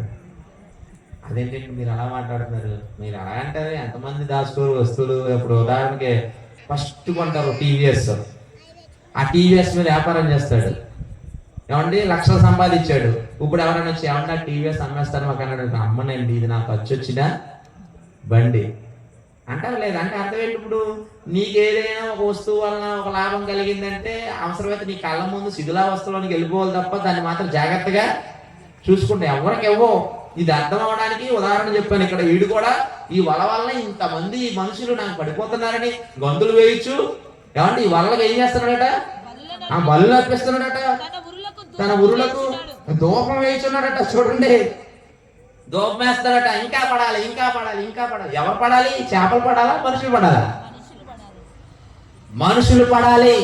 చేపలు పడితే మనకు ఆకలి తీరుతుంది, మనుషులు పడితే వీడికి ఆకలి తీరుతుంది. అంటే ఇప్పుడు వీడు నరమాంస భక్షకుడా? ఈ వేటగాడు నరమాంస భక్షకుడా? అవునండి. ఎవరికండి మనుషులు కావాలి? ఏమంటే మనుషులు ఎవరికి కావాలి తెలుసా? ఒకటే దేవునికి కావాలి. మనం అంతేనండి. మనం ఎవరికి కావాలి? దేవునికి కావాలి. అందుకే నరులారా తిరిగి రండి, నరులారా తిరిగి రండి అని దేవుడు అంటున్నాడు. అంటే మనుషులు దేవునికి కావాలి. అందుకే సర్వలోకములకి వెళ్ళి సర్వ సృష్టికి ఏమని చెప్పమన్నాడు? స్వార్థను ప్రకటించండి, అనేకులను శిష్యులుగా చేయండి, నశించిపోతున్న ఈ జనాంగాన్ని రక్షించాలని తన ప్రియకుమారుడని యేసుక్రీస్తును పంపించాడు. అందుకే యేసు అంటున్నాడు, నిన్న పాపులను పిలవచ్చి గాని నీతిమంతులను పిలవరాలేదు. అంటే యేసు వచ్చింది ఎవరి కోసం అంటే మన కోసమే కదా. మనుషులు దేవునికి కావాలి, అలాగే మనుషులు వేటగానికి కావాలి. ఈ వేటగాడు ఎవరంటే రివీల్ చేశాడు. చూడండి, పేతురు గారు రాసిన మొదటి పత్రిక 5వ అధ్యాయం 8వ వచనం. పేతురు గారు రాసిన మొదటి పత్రిక 5వ అధ్యాయం 8వ వచనం ఏమంటున్నాడు? నిబ్బరమైన బుద్ధి గల వారై మెలకువగా ఉండండి. స్థిరమైన బుద్ధి కలిగి మెలకువగా ఉండండి. విశ్వాసులారా, భక్తులారా, మీకే ఈ ప్రకటన, మీకే ఈ హెచ్చరిక. ఎందుకంటే వాడు వస్తున్నాడు, వల వేస్తాడు, గాలం వేస్తాడు, ఉరిలేస్తాడు, నేను లాక్కొని పోతాడు, దేవునికి చెందకుండా చేస్తాడు అని చెప్పి ఏమంటున్నాడంటే నిబ్బరమైన బుద్ధి కలిగిన వారే మెలకువగా ఉండుడి. మీ విరోధి అయిన అపవాది ఇక్కడ రివీల్ చేశాడు. ఎవడా వేటగాడు? మీ విరోధి అయిన అపవాది. ఎవరికి విరోధి వాడు? అపవాది, ఘట సర్పం, సాతాను, వీడికి ఈ పేర్లు ఉన్నాయి. వీడు మనుషులందరికీ విరోధి. మీ విరోధి అయిన అపవాది ఏం చేస్తున్నాడట, ఎలా వస్తున్నాడట మన దగ్గరికి? గర్జించు సింహము అమాయకంగా వచ్చారనుకోండి, వాడి మాట వింటాం మనం ఒకటి మాట వినాలంటే మనకంటే మించిన లక్షణాలు వాడిలో ఉండాలి. వాడు మన దగ్గరకు వచ్చి మనం మాయ చేయాలంటే మనకంటే అమాయకుడిగా వచ్చి కూర్చున్నాడు అనుకోండి, మనం వింటావా? వినం. అందుకు ఎలా వస్తున్నాడు తెలుసా? హీరోలా వస్తున్నాడు. హీరో ఎలా వస్తాడండి? సినిమా స్టార్టింగ్ లో హీరోని ఎలా చూపిస్తాడు తెలుసా? ఒక చెప్ప చేతిలో పెట్టి చిరిగిపోయిన బట్టలు వేసి కుంటుకుంటూ వచ్చాడు అనుకున్న హీరో. ఎవడన్నా సినిమా చూస్తాడా? చూడండి ఎలా రావాలి హీరో. ఒక్క తన్ను తంతే ఇళ్ళను కానీ ఎక్కడికి వెళ్ళిపోతాడు? గాల్లోనికి వెళ్ళిపోతాడు. అప్పటికి వీడు తలకాయ చూపించడు, పాదం మాత్రం చూపిస్తాడు. దుమ్ము లేసిపోద్ది. ఈ లోపల విజిల్స్ అంటే ఎంతకంటే హీరోవా వెళ్ళడం కూడా తెలియదు, కానీ విజిల్ చేస్తారు. ఎందుకంటే మా హీరో తన్నేడు ఇటు గాల్లో వెళ్ళిపోయాడు. తర్వాత ఇంకో పాదం ఎలా మోగుతాడు, భూమి దడ ఒడిగిపోద్ది. ఏంటి హీరో ఎలివేషన్ అంటే ఇది. అప్పుడు ఏమన్నా థియేటర్లో వీడు వందకాయతో చెబుతున్నాడో తెలియదు, చిటికాయతో చెబుతున్నాడో తెలియదు, వేసేస్తాడు తెర మీదలాగా కాగితాలు. మా హీరో అంటే విజిల్ చేస్తారండి. అది ఎవరంటే అది హీరో ఎంట్రీ. అలా కాకుండా దగ్గుకుంటూ అని దగ్గుకుంటూ కళ్ళు కనపడతలేదు, నా ప్రియురాలు ఎక్కడ ఉంది అనుకుని వచ్చాడు అనుకోండి, ఏం సినిమారా బాబు ఇది అంటాడు. ఇప్పుడు ఈడు కూడా ఎలా వచ్చాడు? వేటగాడు ధైర్యంగా వస్తున్నాడు. ఎలా వస్తున్నాడు? మరి నమ్మించాలి కదా. నువ్వు పడాలి వాడు మాయలో కంటే నీ దగ్గరికి ఎలా రావాలి? Please please please please please అని పడతావా? ఎలా రావాలి తెలుసా? హుగారు ఏంటి అన్నాడు అనుకోండి, అమ్మ వీడెవడు అల్లుగారు అనుకోండి, ఇలా మాట్లాడుతున్నాడు అనుకోండి. వాడు అలాగే వస్తాడు. అల్లుగారు అన్నాడు, గర్జించు సింహము వలె. ఎవడను మింగడానికి? ఎవరిని మింగుదునా అని వెదుకుచు తిరుగుచున్నాడు. అందుకే వచ్చేది ఎవరిని మింగడానికి? మనుషులు మింగడానికి. చేపను మింగుతామా తింటామా? వండుకున్నాం మింగవండి, తింటాం. మనం వేటాడిని తింటాం. వీడు వేటాడితే మిగడమే. నవ్వడానికి టైం లేదు వీడికి. ఈ వేటగాడికి నవ్వడానికి టైం లేదు. ఎక్కడ నవ్వుతారులేండి, ఎందుకంటే చాలా మందిని మింగాలి కదా. అసలు దానికి సమయం అంతా కొంచెమే అన్నాడు కదా. ఇంకా చాలా మందిని దాని పార్టీలోకి చేర్చుకోవాలి కదా, చేరికలు ఎక్కువైపోవాలి కదా. కండవ కప్పాలి, ఇందులోకి ఆహ్వానించాలి. అంటే ఎంతమందిని దర్శించాలి వెళ్ళేది? దేవునికి సాతానుకు ఉన్న తేడా చెప్తాను వినండి. దేవుడు పరలోకంలో సింహాసనం మీద కూర్చోడు, అవునా? ఈ మూడు లోకాల్లో ఏం జరుగుతుందో, ఎక్కడ ఏం జరుగుతుందో pin to pin on the spot దేవుడికి తెలిసిపోతా ఉంటాయి. దయ్యానికి మాత్రం తెలియదు. అలా చెప్తున్నాను, దయ్యానికి మాత్రం, అంటే ఈ అపవాదికి మాత్రం తెలియదు. అందుకే ప్రతి కార్యకర్త ఇంటికి వెళ్ళి దర్శించాలి. దేవుడు ఎలా అవసరం లేదు. ఆయన అన్నిటిని ఒక చోట కూర్చొని అన్నిటిని తెలుసుకోగలడు, అన్ని తెలిసిపోతాయి. కానీ సాతానికి మాత్రం తెలియదు. అందుకే యోబు గారు ఆ సమావేశంలో యోబు గారి గురించి మాట్లాడే ముందు దేవుడు అపవాదం అంటే, నువ్వు ఎక్కడి నుంచి వచ్చిందంటే ఏమన్నది? భూమి మీద ఇటు అటు తిరుగుచు. అంటే ఇక్కడ ప్రెసిడెంట్ ఇక్కడ ఉందనుకోండి, ప్రొద్దుటూరులో ఏం జరుగుతుంది నీకు తెలీదు. ప్రొద్దుటూరులో ఉందనుకోండి, మైదుగూరులో ఏం జరుగుతుందో దానికి తెలియదు. కానీ దేవునికి ప్రొద్దుటూరులో ఏం జరుగుతుందో తెలుసు, మైదుగూరులో ఏం జరుగుతుందో తెలుసు, జరగొంటలో ఏం జరుగుతుందో తెలుసు, జమ్మలమడుగులో ఏం జరుగుతుందో తెలుసు, ఏలూరులో ఏం జరుగుతుందో తెలుసు, విజయవాడలో ఏం జరుగుతుంది, మొత్తం అన్ని దేవుడికి తెలుసు. కానీ దయ్యానికి తెలియదు. అందుకే అది ఏం చేస్తుందట? విశ్రాంతి లేకుండా పని చేస్తుందట. ఇక్కడ మింగాలి, అక్కడ మింగాలి, అక్కడ వేయాలి, వాళ్ళ ఇక్కడ వేయాలి కాలం. అబ్బో, దానికి అసలు టైమే లేదండి. దేనికి? వేటడానికి. మృంగుతుందట, మింగటమే. దొరికిందా చేప? మింగటమే. ముళ్ళు లేవు, ఏమీ లేక మన ఎముకలు లేవు, ఏమీ లేవు, సొన్నం అయిపోవాలి అంతే. ఏం చేసుకుంటుందండి మింగంటే? దేవుని మీద కక్ష సాధింపండి. దేవుని పిల్లలు దేవుని కాకుండా చేస్తే దేవుడు కుమిలిపోతే ఇది ఆనందపడిపోతూ ఉంటుందండి. పోయాడా? నీ పార్టీలోంచి నా పార్టీలోకి వచ్చేసాడు చూసావా? నాకు అండవా కప్పుకున్నాడు తెలుసా? ఇక నువ్వు ఏడవాల్సిందే. నువ్వు ఏడుస్తూ ఉంటే నాకు కడుపు నిండిపోతా అనుకుంటా ఉంటుంది అది. అందుకే దేవునికి చెందిన మనుషులను దేవునికి చెందకుండా మృంగుతుంది, అనేకులను వేటాడుతుంది, లోకముని తన వైపుకు తెచ్చుకోవడానికి ప్రయాసపడుతుంది. దీనిని పసిగట్టే పుస్తకాలు ఒక్క బైబుల్ తప్ప లోకలు ఇంకొక పుస్తకం లేదు.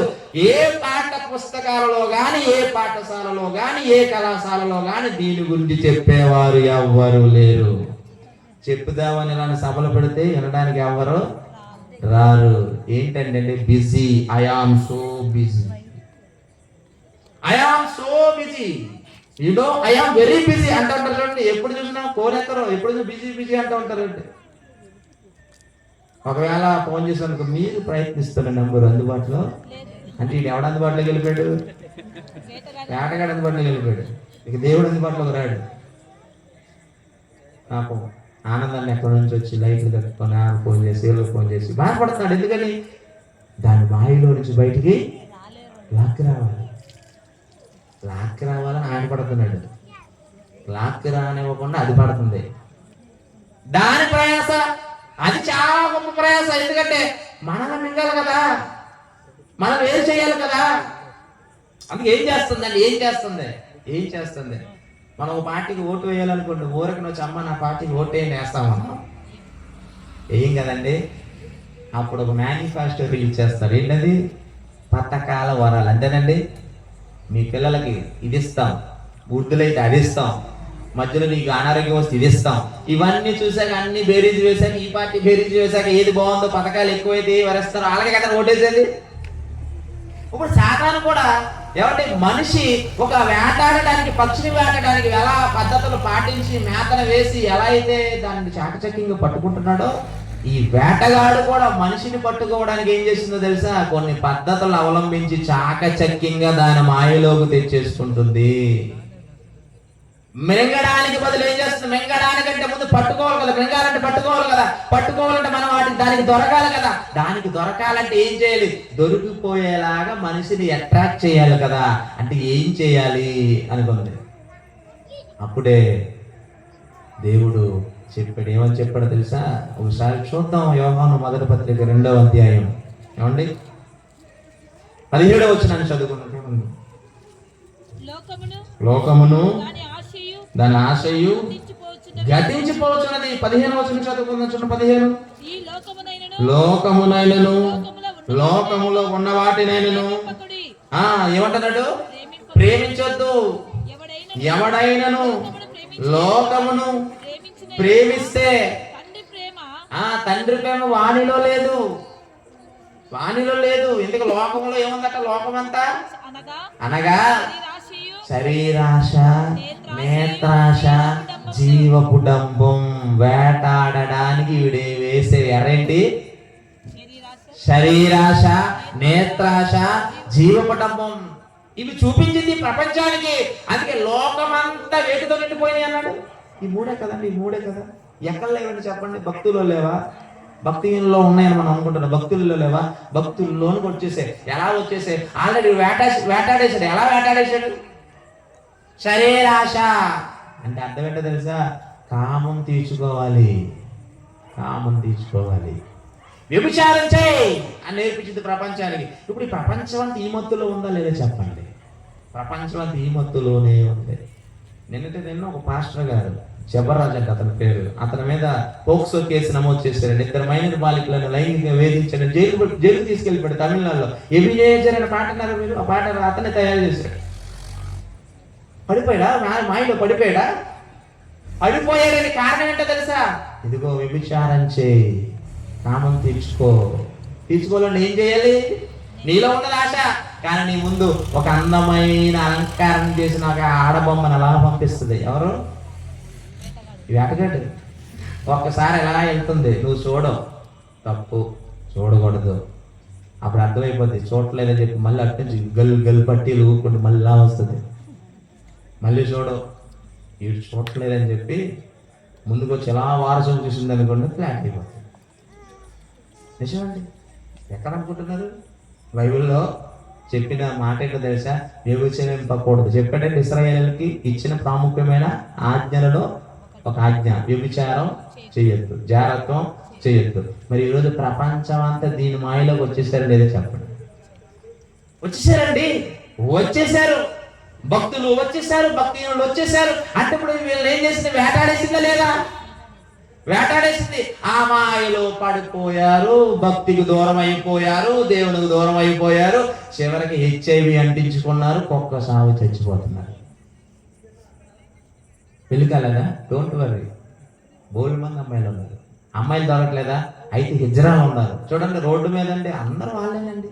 నిజంగా చూస్తుంటే ఎంత బాధేస్తూ ఉంటుందంటే, బహిరంగ ఏంటి నిలాంటి మాట్లాడుతున్నా. అవునండి, అది వాడుతున్న సాధనాలను చూస్తే ఎంతమంది దాని మాయలోకి వెళ్ళిపోతున్నారో తెలుసా? బాలుల నుంచి వృద్ధుల వరకు ఒకప్పుడు లోతు కాలంలో ఎలా అయితే లైన్లో నిలబడ్డారో, ఈ రోజు సాయంత్రం 8 గంటలైతే ఆ చీకటిలో ఏమండి ఆ చదువుకున్న వాళ్ళు, పనికి వెళ్ళే వాళ్ళు, ఏమంటే ప్రతి ఒక్కరు ఆలమాయలోకి వెళ్ళిపోతున్నారండి. సంసారాలు ఉండి కూడా, భార్యలు ఉండి కూడా వదిలేసి పక్కకి వెళ్ళిపోతున్నారంటే వాళ్ళని ఆకర్షించింది ఎవరు? దయ్యం కాదా? ఇలాంటి మాటలు చెప్తే వినేవాళ్ళు ఎవరైనా ఉన్నారా? ఓ నువ్వు ఎవరికైనా చెప్పుకో, మాకు మాత్రం చెప్పొద్దు అంటున్నారు అంటారు. కానీ ఒక జబ్బు ఎంటర్ అయిన తర్వాత, ఏమన్నా ఆర్థికంగా చితికిపోయిన తర్వాత, మందులు అందక రోగం ఎక్కువైపోయి చావు దగ్గరికి రాక ఆ బాధ వేదన పడుతున్నప్పుడు అప్పుడు తలుచుకున్న ఉపయోగం ఉందా? లేదు కదా. వేటాడడానికి ఎంచుకున్నది అది ఏంటంటే, ఇదిగో నువ్వు పాడవ్వాలంటే ఒక స్త్రీని ఎరగా వేసింది పురుషునికి, పురుషునేమో స్త్రీకి ఎరగా వేసింది. ఏమండి వాళ్ళకు మధ్య ఒక బంధాన్ని చేకూర్చి ఉన్న బంధాన్ని తెగగొట్టి కుటుంబాలు రోడ్డును పడేసింది. ఈ వేటగాడని ఎవడైనా కనిపెట్టాడా? అందుకే దేవుడు ఎవరన్నాడు తెలుసా? నువ్వు ఒకప్పుడు ఒక స్త్రీతో వ్యభిచారం చేయుచుండగా పట్టుకుంటే రాళ్ళద కొట్టి చంపమని చట్టం చెప్పారు కదా, మోషే ధర్మశాస్త్రంలో రాయించాడు కదా. కానీ ఇప్పుడైతే ఒక స్త్రీని మామూలు చూపుతో చూచివాడు అప్పుడే తన హృదయం మంది వ్యభిచారం చేసిన వాడు అన్నాడంటే, అసలు అలాంటి ఆలోచనలోకి నీకు రాకూడదు అన్నాడంటే, నువ్వు నా వాడుగా, పవిత్రుడుగా, యథార్థవంతుడుగా బ్రతకాలని దేవుడు కోరుకున్నాడు కదా. పవిత్రులందరూ దేవునికి చెందిన వారైతే ఇదేం చేసిందో తెలుసా? అందరినీ అపవిత్రులుగా మార్చుకుంటూ పోతుంది. 3 Wలు ఉంటాయి తెలుసా? WWW తెలుసా? WW అంటే ఏంటో తెలుసు? డిషేనా? ఒకప్పుడు వచ్చాయి కదండి, ఇప్పుడు వస్తుందండి WWW అంటే ఇద్దరు బాక్సింగ్ ఫైట్లు చక్క కొట్టేసుకుంటారండి, కుర్చీలు పెట్టి కొట్టేసుకుంటారు. ఏమంటే అవసరం మధ్యలో ఎంపైర్ని కొడతారండి. అది కాదు, ఆ WWW గురించి మాట్లాడుతున్నా నేను. 3 Wలు అంటే ఏంటో తెలుసా? ఒకటే వెల్త్ అంటే మనీ, డబ్బు. రెండోది ఏమండి? వైన్. రెండోది ఏంటి? వైన్ అంటే ఏంటి? మందు. మూడోది ఏంటో తెలుసా? ఉమెన్ అంటే స్త్రీ. ఒక మనిషిని పడగొట్టడానికి సాతాను ఎంచుకున్న 5 ఏంటో తెలుసా? ఒకటి వైన్ మందు, రెండోది ఉమెన్ స్త్రీ పరస్త్రీ, మూడోది డబ్బు. ఈ మూడిటిలో ప్రతి ఒక్కరు కూరుకొని పోయారు లేదా మీరే చెప్పండి. ఆదివారం ఎందుకు రాలేదండి? గుడికన్నాం అనుకోండి, ఏం చెప్పమంటారంటే డోక్రా కట్టాలండి, అందుకే ఈ పూట పనికి వెళ్ళాల్సి వచ్చింది. మరి ఇంకో ఆదివారం ఎందుకు రాలేదండి? ఏమండి ఫ్రిడ్జ్ కొనుక్కున్నామండి, మా పక్కింట్లో కొన్నారు కదా ఫ్రిడ్జ్, మా ఇంట్లో లేదు, పిల్లలు ఏడుస్తున్నారండి, అందుకని వెళ్ళి ఇన్స్టాల్మెంట్లో తెచ్చుకున్నానండి. ఆ ఇన్స్టాల్మెంట్ కట్టాలంటే ఈ వారం 2 భార్య భర్తలు పనికి వెళ్ళిపోయామండి. అవునా? ఇంకోటి ఎందుకు రాలేదంటే, ఈ రోజు మా లవర్ అండి లాంగ్ డ్రైవ్ ఉందండి, ఏదో అబద్ధం చెప్పేసి వెళ్ళిపోతాడు, బైక్ వేసుకుని వెళ్ళిపోతాడు. దేవుడి దగ్గర మాయ చేస్తానారా? మనుషుల దగ్గర మాయ చేస్తారేమో, దేవుడి దగ్గర మాయ చేయలేదు. వ్యభిచారం మత్తులో ముంచేసింది, తర్వాత మద్యం మత్తులో ముంచేసింది. ఏమండి ప్రపంచంలో ఒక రోజుకి లేదా ప్రపంచవ్యాప్తంగా ఎంత మద్యం అమ్ముడవుతుంది తెలుసా? ఇంచుమించు 430 బిలియన్ల మందు అమ్ముతున్నారండి. లక్షలు కాదు, కోట్లు, 100 కోట్ల రూపాయల మందు తాగేస్తున్నారు రోజుకి. 2030 వచ్చేసరికి 600 కోట్ల బిలియన్ ఆ కోట్లకి వెళ్ళిపోతాడు. చూడండి ఇన్కమ్. అంటే ప్రతి మనిషి ఏ మత్తులో ఉన్నాడు? మద్యం మత్తులో ఉన్నాడు. దేవుడు ఏం చెప్పాడు తెలుసా? సామెతల గ్రంథం 20వ మొదటి వచనం. సామెతల గ్రంథం 20వ మొదటి వచనం చూడండి ఏమంటున్నాడు? సామెతల గ్రంథం 20వ మొదటి వచనం.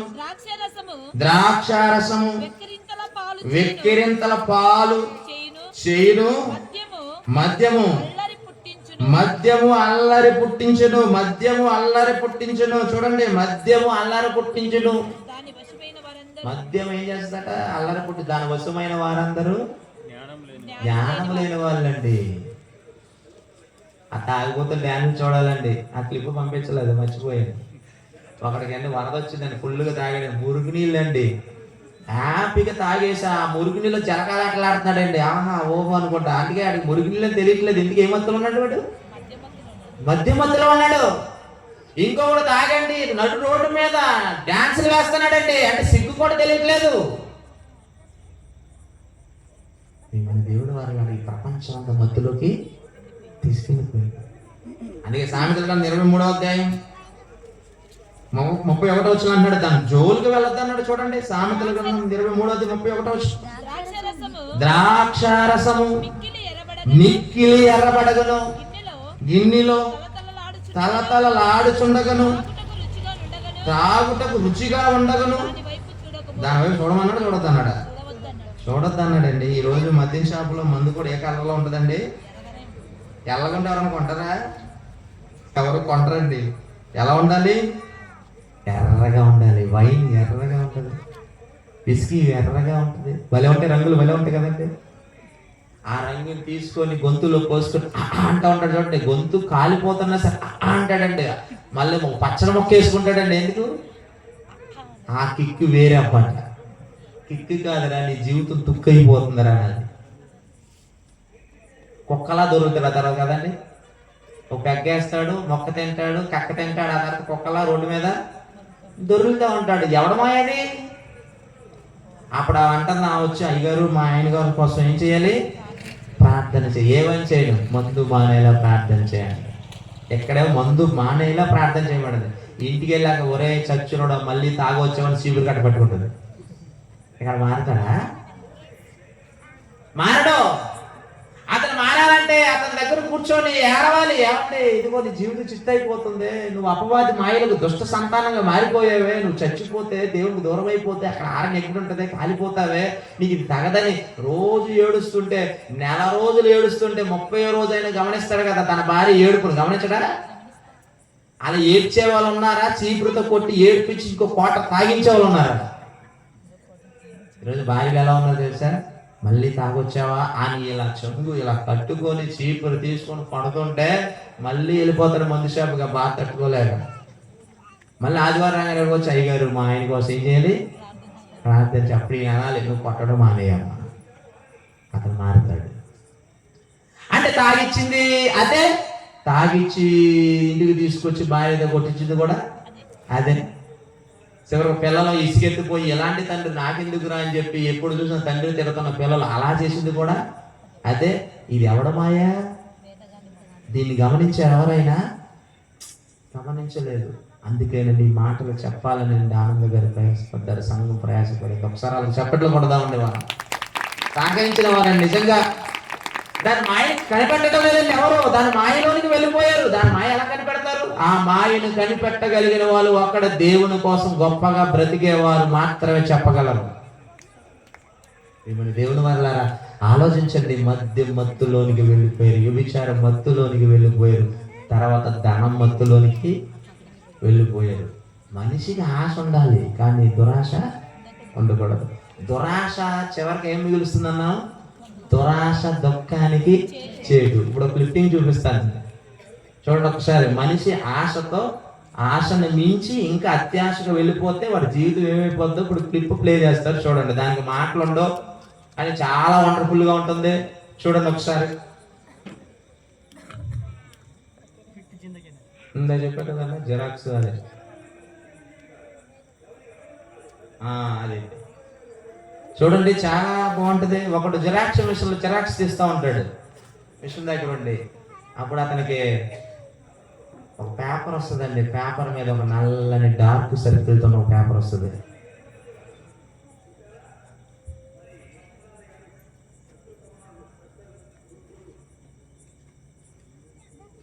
వచ్చిందండి. ఇదేంటప్పా నేను ఇచ్చిన ప్రింట్ ఇది కాదు అనుకున్నాడు. తీసి పక్కన పెట్టాడు పైన.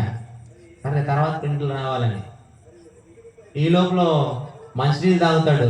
మంచినీళ్ళు ఇంకో తాగుతాడు. తీసుకొచ్చి ఆ గ్లాస్ కూడా పేపర్ మీద పెడతాడు. ఏం జరుగుతుంది చూడండి.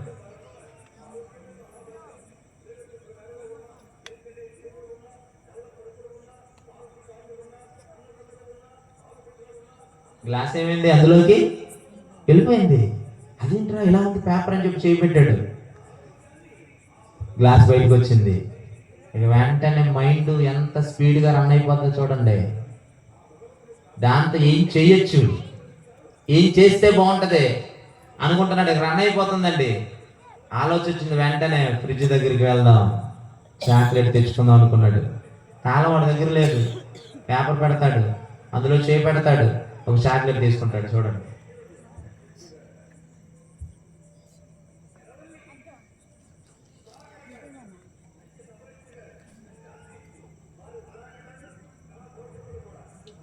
తీసాడు చాక్లెట్, తీసాడు. ఇప్పుడు వెంటనే మైండ్ ఎక్కడికి వెళ్తుందో తెలుసా? ఆ లోపల ఉన్న లాకర్ వైపు దగ్గరికి వెళ్తుందండి, డబ్బులు తీసుకుందాం. ఆడ షాపులో పని చేస్తున్నాడు, తాళాలు వాంట దగ్గర ఉన్నాయి, ఇప్పుడు డబ్బులు తీయాలి, ఏం చేయాలి అనుకున్నాడు. జిరాక్స్ రూమ్ లో నుంచి లాకర్ రూమ్, స్ట్రాంగ్ రూమ్ లోకి వెళ్ళాడు చూడండి.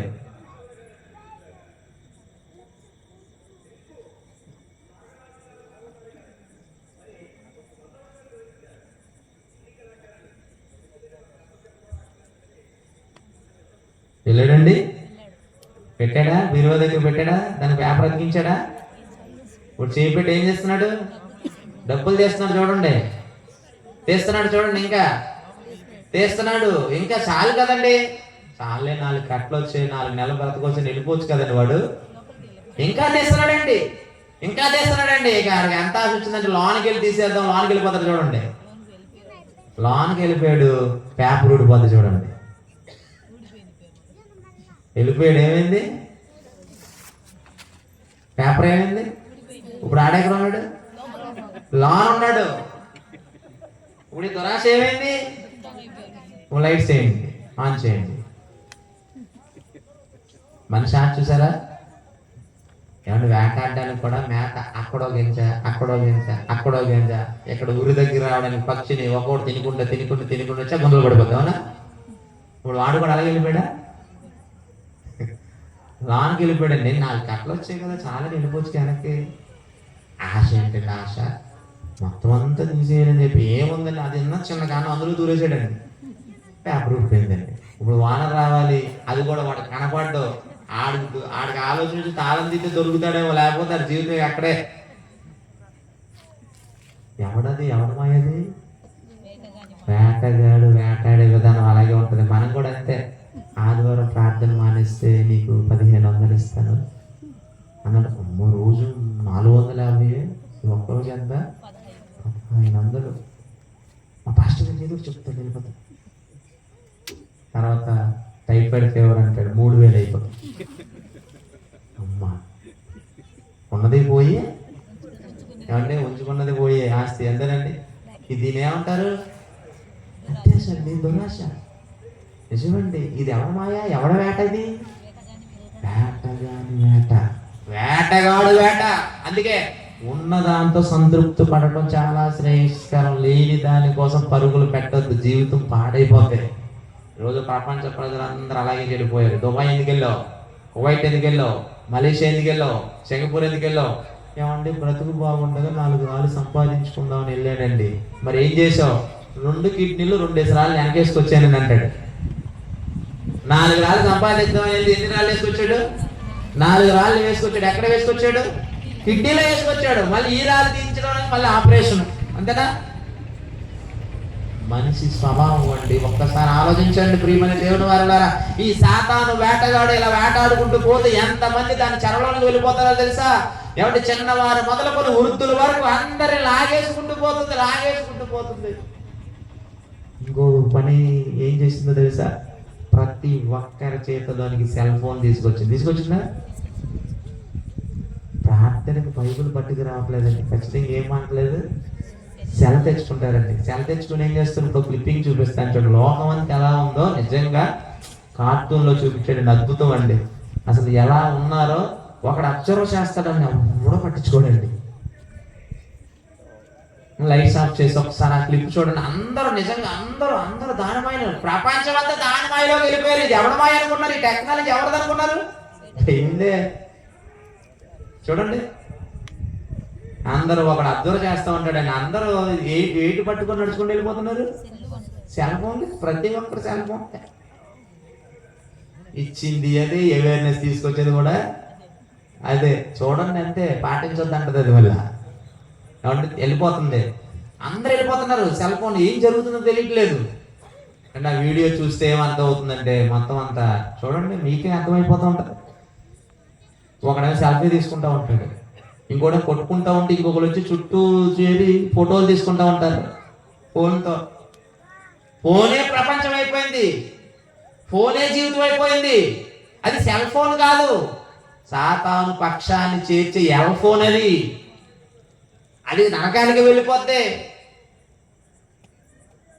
500 నోటు కనపడకపోతే ఎంత కంగారు ఉంటుంది, అంతకంటే డబుల్ కంగారు సెల్ ఫోన్ కనపడకపోతే ఉంటుందండి మనకి. అంతగా జీవితంలో భాగం అయిపోయింది. భార్య కనపడకపోయిన అమ్మాయి అని ఊరు పిలుచుకునే భర్తలు ఉన్నారు, పిల్లలు కనపడకపోయిన అమ్మాయి అని ఊరు పిలుచుకునే తల్లిదండ్రులు ఉన్నారు. ఫోన్ కనబడకపోతే పిచ్చి లేచిపోద్దండి. నా ఫోన్ ఏమైపోయింది, నా ఫోన్ ఏమైపోయింది, అప్పుడే పిడిసి వచ్చేద్దే, అప్పుడే వణుకుడు రావచ్చేద్దే, నా ఫోన్ ఏమైపోయింది, నా ఫోన్ ఏమైపోయింది. చూడండి కంగారు అంతగా లేనవైపోయారు ఫోన్లో. చూసారా, చివరికి డేట్ చేయాలట. ఎవరు కావాలి ఫోన్లోని సెలక్షన్, ఏ ఆప్షన్, ఏ అబ్బాయి, అమ్మాయి, ఈ అబ్బాయి వద్దు, ఈ అమ్మాయి. ఈరోజు పెళ్లి సంబంధాలు కూడా ఫోన్లో కదండి చూసుకుంటున్నారు కదండి. మ్యాట్రిమోనీ ఇంట్లో కూర్చుంటాడు, చివరికి బ్యాంక్ వెళ్ళవలసిన డబ్బులు కూడా ఇంట్లో నుంచే వేస్తాడు. చూడండి అన్ని ఫోన్ అండి. చివరికి బాత్రూమ్ కూడా వెళ్ళిపోతుంది ఫోన్ తీసుకొని. బాత్రూంలో కూర్చొని రీల్ చూసుకుంటా ఉంటాడు, 1కి 2కి వెళ్ళిపోతూ ఉంటాడు. అన్ని చివరికి ఆ బాత్రూంలోనే గోలని క్రిములు ఉంటాయి. ఆ క్రిములు తీసుకుని సెల్ ఫోన్ స్క్రీన్ కట్టుకుంటాయి. నువ్వు చేయి పెట్టి ఎలా అంటే ఆ చేతులను ముక్కు తుడుచుకుంటావు, ఆ చేతులు నోరు తుడుచుకుంటావు, ఆ చేతులను కళ్ళు తుడుచుకుంటావు. ఇప్పుడు క్రిములన్నీ ఎక్కడికి వెళ్ళిపోతున్నాయి, లోనికి వెళ్ళిపోతాయి. ఆ తర్వాత నీకు 104 జ్వరం, ఆ తర్వాత ఇంకొకటి, ఆ తర్వాత ఇంకొకటి జబ్బులు. ఇవన్నీ పోగొట్టుకోవడానికి మళ్ళీ 10,000 ఎవరికి సమర్పించుకోవాలి, డాక్టర్ సమర్పించుకోవాలి. డబ్బులు ఉండవు, ఉంగరం తాగడ పెడతావు. సుమారు ఉంగరం తాగడ పెట్టి ఇప్పుడు ఇచ్చావా, దేవుని పనికి ఎప్పుడైనా 1000 రూపాయలు ఇచ్చావా? లేవు బ్రదర్. జేబులో ఏమున్నాయి బ్రదర్? డాక్టర్ దగ్గరికి వెళ్ళాక బాబు నీకు బ్లడ్ టెస్ట్లు అన్ని చేయాలి బాబు అన్నాడు. అయ్యా నా దగ్గర డబ్బులు, అయితే వెళ్ళిపో అంటాడు. వెళ్ళిపోమంటే వచ్చేస్తావా, రావు. వచ్చేసావు అనుకుంటా ఆ డబ్బులు ముదిరిపోయి చచ్చిపోతే అవసరమైతే ఆడకాలు పట్టుకోండి, వీళ్ళ కాలు పట్టుకోండి, డబ్బులు తీసుకెళ్ళి డాక్టర్కి ఇచ్చి ఏమంటే రోగాలు బాగు చేసుకోవడానికి ఏమంటే ఎన్ని తిప్పలు పడతారండి. ఫోన్ అవసరం వరకే వాడండి, మాట్లాడాలి, పక్కన పెట్టాలి. చూసుకుంటా ఉంటే ఏలు అయిపోతారు. రేపు పొద్దున్న రేషన్ కార్డు బియ్యం వేయించుకోవడానికి వేలు ముద్ర పడదు నిజం మీకు. అవి అంటాడు ఏమైంది ముద్ర పట్టలేదు, ఎందుకు పడుతుంది? ఫోను వృద్ధి ఏమైంది, అరిగిపోయింది.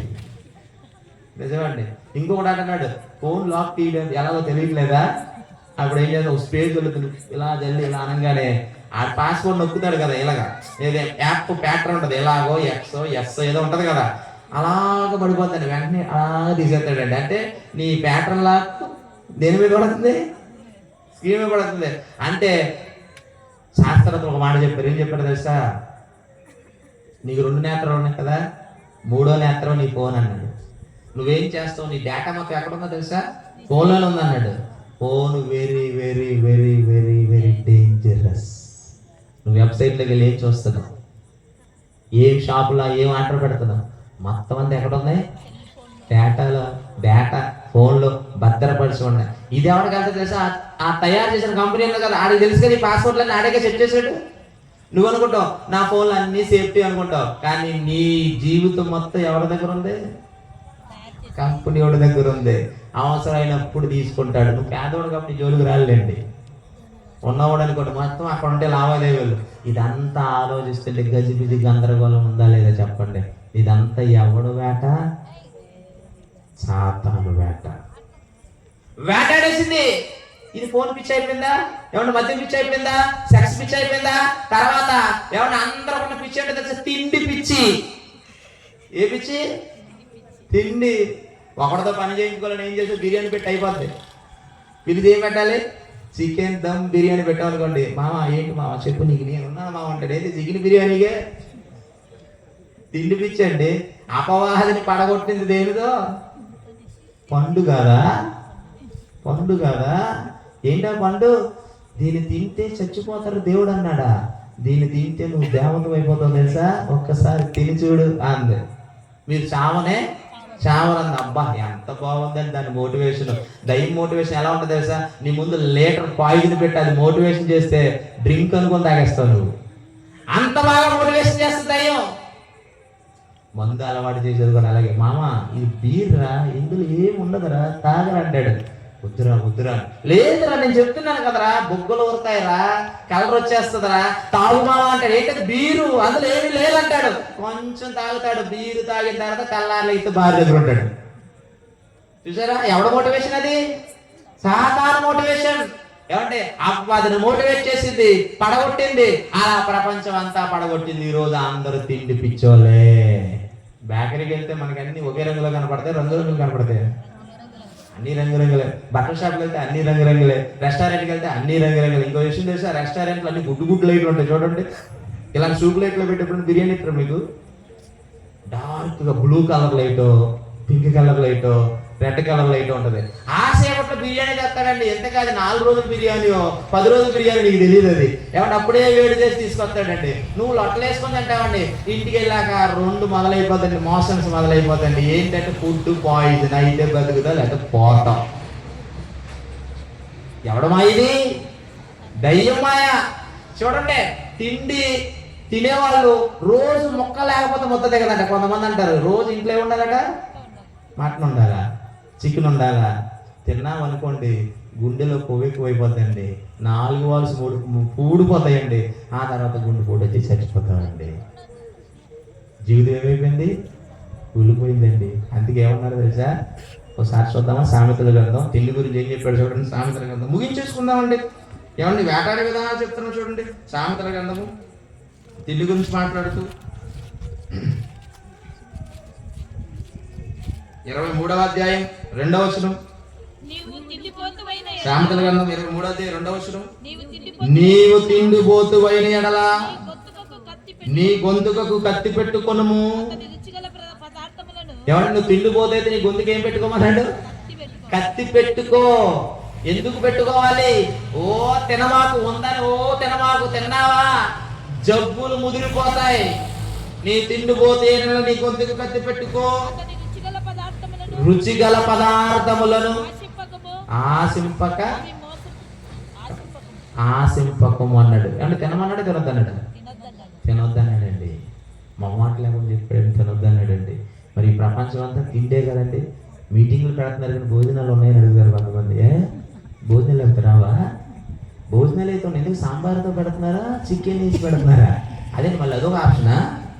మళ్ళీ చికెన్ మీద చికెన్ బిర్యానీ పెడితే మా ఇంట్లో అందరూ బయలుదేరుతారండి. ఫ్యామిలీ ప్యాక్ పెట్టాలా, ప్లస్ చికెన్ వేసి పెట్టాలా? సాంబార్ అయితే వద్దా, వంకాయ అయితే వద్దా? ఈరోజు కూడా ఏ పెళ్ళి ధూమ్ధామ్ ఉందన్నారు అనుకోండి, పచ్చడి ఏమండి కారం అది వేసి పెట్టారనుకోండి, ఏమన్నా మాట్లాడుకుంటారు ఎవరైనా? ఆకి నిండా ఉండాలట. నువ్వు ఎన్ని తింటావు? మా అయితే నువ్వు ఇంట్లో ఎప్పుడు తిని ఒకే కూర, కానీ పెళ్ళికి మాత్రం ఆకులు అన్ని వెరైటీలు ఉండాలట. ఇందులో కొంచెం ఇందులో కొంచెం ఇందులో కొంచెం రుచి చూసేసి మడత పెట్టేసి బయట పడేస్తావు. ఏమంటే ఉపయోగం ఉందా? మళ్ళీ బయటకు వచ్చి ఏం చేశాడు బ్రదర్ పెళ్ళి? ఆ పెళ్లి చేసినోడు అప్పులు బాలైపోయి రోడ్డు మీద అడుక్కోలేక. చూసారా? అంటే మనిషికి ఏంటంటే తిండి పిచ్చి. రెస్టారెంట్ రోజు రోజు రెస్టారెంట్లోకి వెళ్ళి బిర్యానీలు తిని, కోకు తాగి, థమ్సప్ తాగి, ఇది మామ ఎంజాయ్ ఏంటంటే రోజు 2 కిడ్నీలు ఫెయిల్ అయిపోతాయి తెలుసా? 2 కిడ్నీలు ఫెయిల్ అయిపోతాయి. బిర్యానీ తిని థమ్సప్ తాగుతున్నారా, 2 కిడ్నీలు ఫెయిల్ అయిపోతాయి. అసలు బిర్యానీల జోలికి వెళ్ళకండి. పెరిగన్నం తినండి, ఆరోగ్యం. ఏమండి పొద్దున్న లేచి మజ్జిగన్నం తినండి, ఆరోగ్యం. మంచిగా కూర వండుకొని తినండి, ఆరోగ్యం. అంతేగాని ఆ తెల్లన్నం కూడా తింటే ఎంత తిన్నా చివరికి తెల్లని వేసేయాలి కడుపులో కదండి. ఆ తెల్ల అనేది షుగర్, కార్బోహైడ్రేట్స్ ఏంటి అవన్నీ. అది ఏమైపోతుందో తెలుసా? రోజు తింటారు. అవసరమైతే రాత్రి 12ంటికి తింటారు, మళ్ళీ 2ంటికి తింటారు, తెల్లారి 6ంటికే తింటారు. రోజు కొంతమంది మిషన్ ఆడుతూనే ఉంటుంది. నోరు ఆడుతుంటే తెలుసా? షుగర్ ఎవరికి వస్తుంది చెప్పరా? షుగర్ ఎవరికి వస్తుంది అనుకుంటారు? క్యాన్సర్లు ఎక్కువైపోయి నిద్ర లేని వాళ్ళు అనుకుంటారు. మీరు కాదండి. గంటకి మిషన్ ఆడిస్తారు చూసారా? ఖచ్చితంగా వాళ్ళు షుగర్ బారిన పడతారు. ఎందుకు పడతారంటే మనం తిన్నది అరగాలి. అరిగిన తర్వాత ఆ అరిగిన ఆ పదార్థం ఏదైతే గ్లూకోజ్ ఉందో అది అవయవాలకి శక్తిని సరఫరా చేయాలి. మరి అది అరగాలంటే, జీర్ణం చేయాలంటే ఇన్సులిన్ అనేది ఉత్పత్తి అవ్వాలి. మరి నువ్వు తిన్నప్పుడల్లా ఇన్సులిన్ ఉత్పత్తి అయ్యి ఆహార పదార్థాన్ని విడగొట్టి ఆ శక్తిని అవయవాలకు సరఫరా చేస్తుంది. నువ్వు మాటివాడికి తింటున్నావు అనుకోండి, ఇన్సులిన్ ఉత్పత్తి ఆగిపోద్ది. అందుకే కొంతమంది పొట్టకి ఇంజక్షన్ చేసుకుంటున్నారు చూసారా? ఏంటా ఇంజక్షన్? అది ఇన్సులిన్ ఇంజక్షన్. అది ఏమంటే ఎప్పుడైతే ఇన్సులిన్ ఉత్పత్తి ఆగిపోద్దో ఆ విడుదలైనటువంటి గ్లూకోజ్ రక్తంలో కలిసిపోద్ది. అప్పుడు షుగర్ అలా పీక్స్ లోకి వెళ్ళిపోతే ఆ తర్వాత ఏదో ఒక అవయం డ్యామేజ్ అయిపోద్ది. షుగర్ రావడానికి ఏంటి? మన నోరు అదుపు లేదు. అందుకే నీ గొంతుకి ఏం పెట్టుకోవాలి? చూసారు బైబిల్ ఆరోగ్య సూత్రం చెప్పిందా లేదా? మా సాతాను ఏం చేసింది? తిను బ్రదర్, తినవా తినవా అనుభవించవా, తిను, ఎంత కావాలంటే తిను తిను అంటది. తిని తిని తిని తిని చివరకే తప్పని చచ్చిపోతుంది. ఈరోజు జబ్బులన్నీ దేని వల్ల వచ్చాయి? ఇటీవల బయటికి వెళ్తాం, ఫ్రైడ్ రైస్ ఎలా ఉంటుంది? ఫ్రైడ్ రైస్ వేడి వేడి, అందులో వెనిగర్ వేస్తాడు, మసాలా వేస్తాడు, అన్నీ తట్టిస్తాడు. చూడు కొంచెం నీ చేతిలో పెట్టి తినమంటాడు, ఉప్పు సరిపోయింది, ఐదు సరిపోయింది అంటే సరిపోలేదు, మళ్ళీ ఇంకా వేస్తాడు, వేడి వేడిగా వేస్తాడు. ఆ చికెన్ ఉంటుంది చూసారా, అది వదిలిన చికెన్ అనుకున్నారా? అవేవో మొక్కలు ఉంటాయి, ఆ కార్న్ ఫ్లవర్లో కలుపుతాడు, వేపుతాడు, తీసుకొస్తాడు, తింటాడు. ఒకరోజు అందులో మళ్ళీ టమాటా సాసు, మళ్ళీ చిల్లీ సాసు, ఇవన్నీ మిక్స్ చేసి కడుపులోకి వెళ్తాయి. ఈ కడుపు ఇప్పుడు ఏమైపోద్ది? పాకం అయిపోదా? ఏమంటే ఒకరోజా daily chicken fried rice, daily daily, మళ్ళీ అక్కడ తింటే మళ్ళీ ఇంటికి వచ్చాక అన్నం తింటాం. అంటే ఖాళీ ఉంచు ఒక కడుపుకు. తిండిపోతున్నారా, మీ జీవితాలు పాతాయి అని దేవుడు చెప్పాడు. సాధారణ ఏం చేసింది సార్? తినండి తినండి. అందుకే చూడండి, అప్పుడు హోటల్ అక్కడక్కడ ఉండి, ఇప్పుడు రోడ్డు పొడుగునే హోటల్, రోడ్డు పొడుగునే రెస్టారెంట్, రోడ్డు పొడుగునే అన్ని కదండి, అన్ని అన్ని వెరైటీలు, అన్ని వెరైటీలు. ఇది ఎవడో వేటగాడు వేటగాడు వేటగాడుతాడు. ఈ వేటతనం ఎవడదే? దయ్యానిది కదా.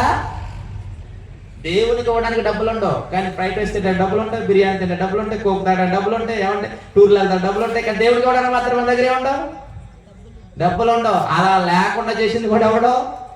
దైవేనండి. అందుకే 21వ వచనం ఏం చెప్పాడు చూడండి, అదే 23వ అధ్యాయం 21వ వచనం.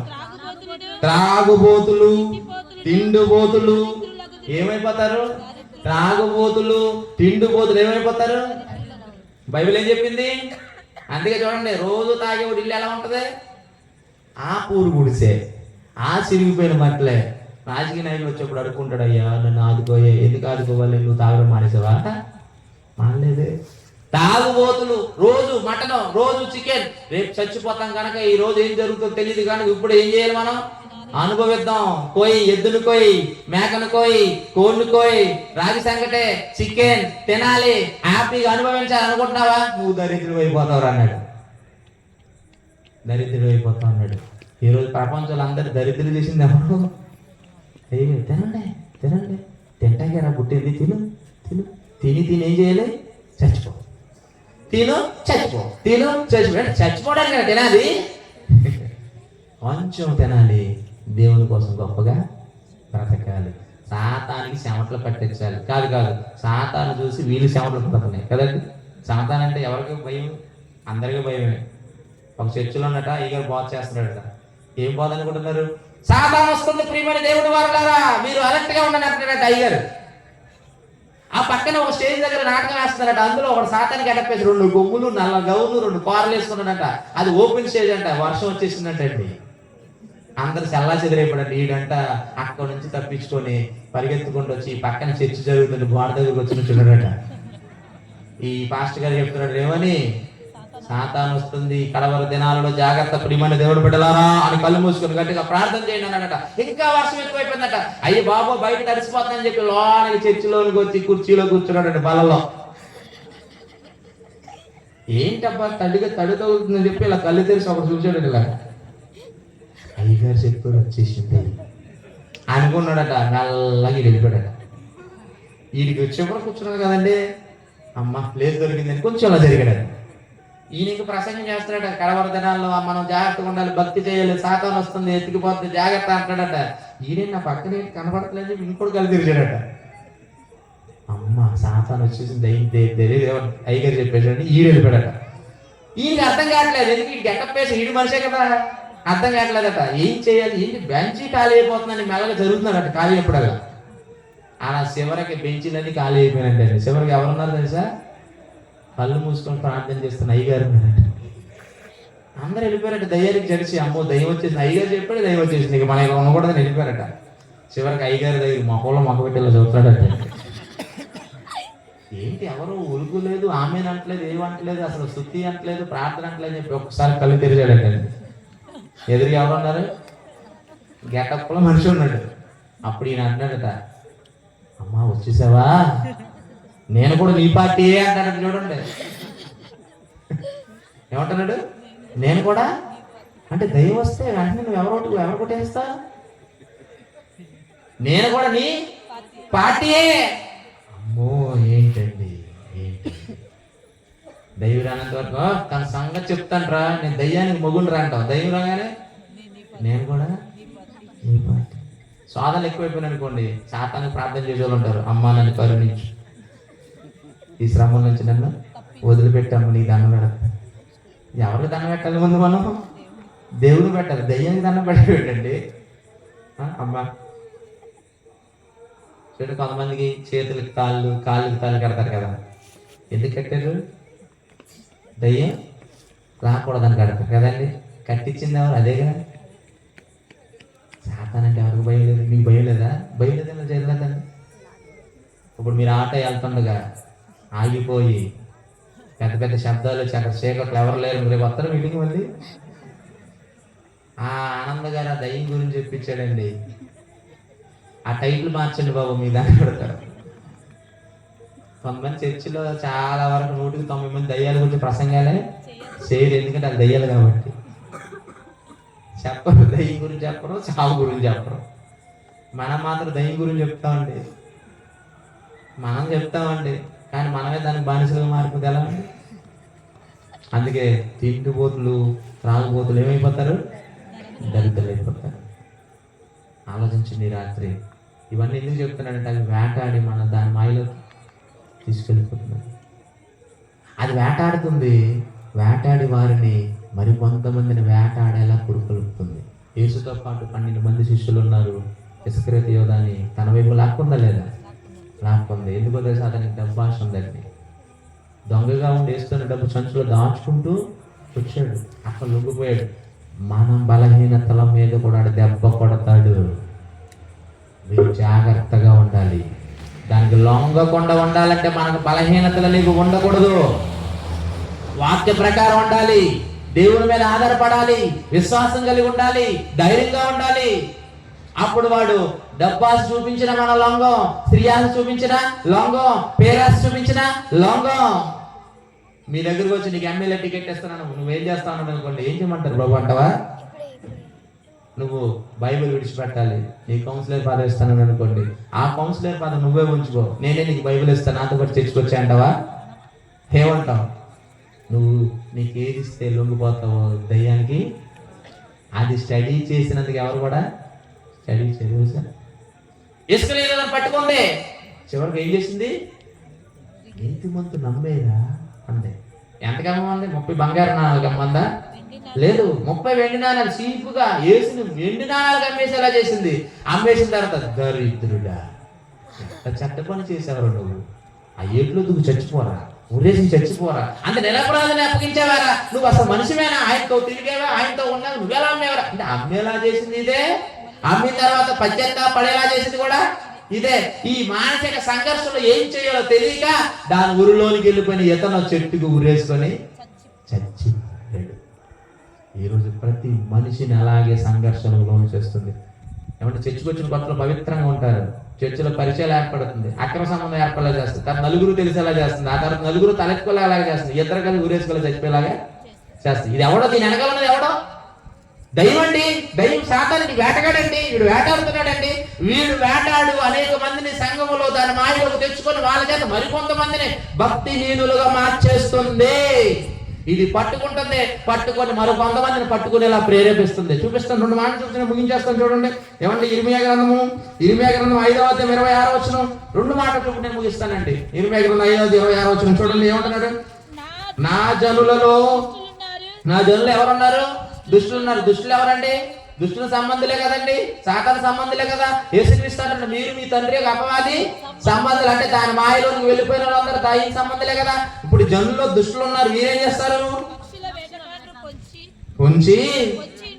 పొంచి ఇండినట్లు వారు పొంచి ఇండుదురు, వారు బోడులు పెట్టుదురు. పక్షులను ఏం చేస్తారట? మనుషులను పట్టుకుందరు. ఏమంటే దయ్యమేమో మనుషులు పట్టుకొని ఆ మనుషులు మరికొంత మందిని పట్టుకునేలాగా ట్రైనింగ్ ఇస్తుందట. అబ్బా, దాని ట్రైనింగ్ సెంటర్ చాలా పెద్దదండి. ఒకడు చెడిపోతాడు, రెండో వాడు చేరడానికి ఏం చేస్తాడు? ప్రయత్నం చేస్తాడు.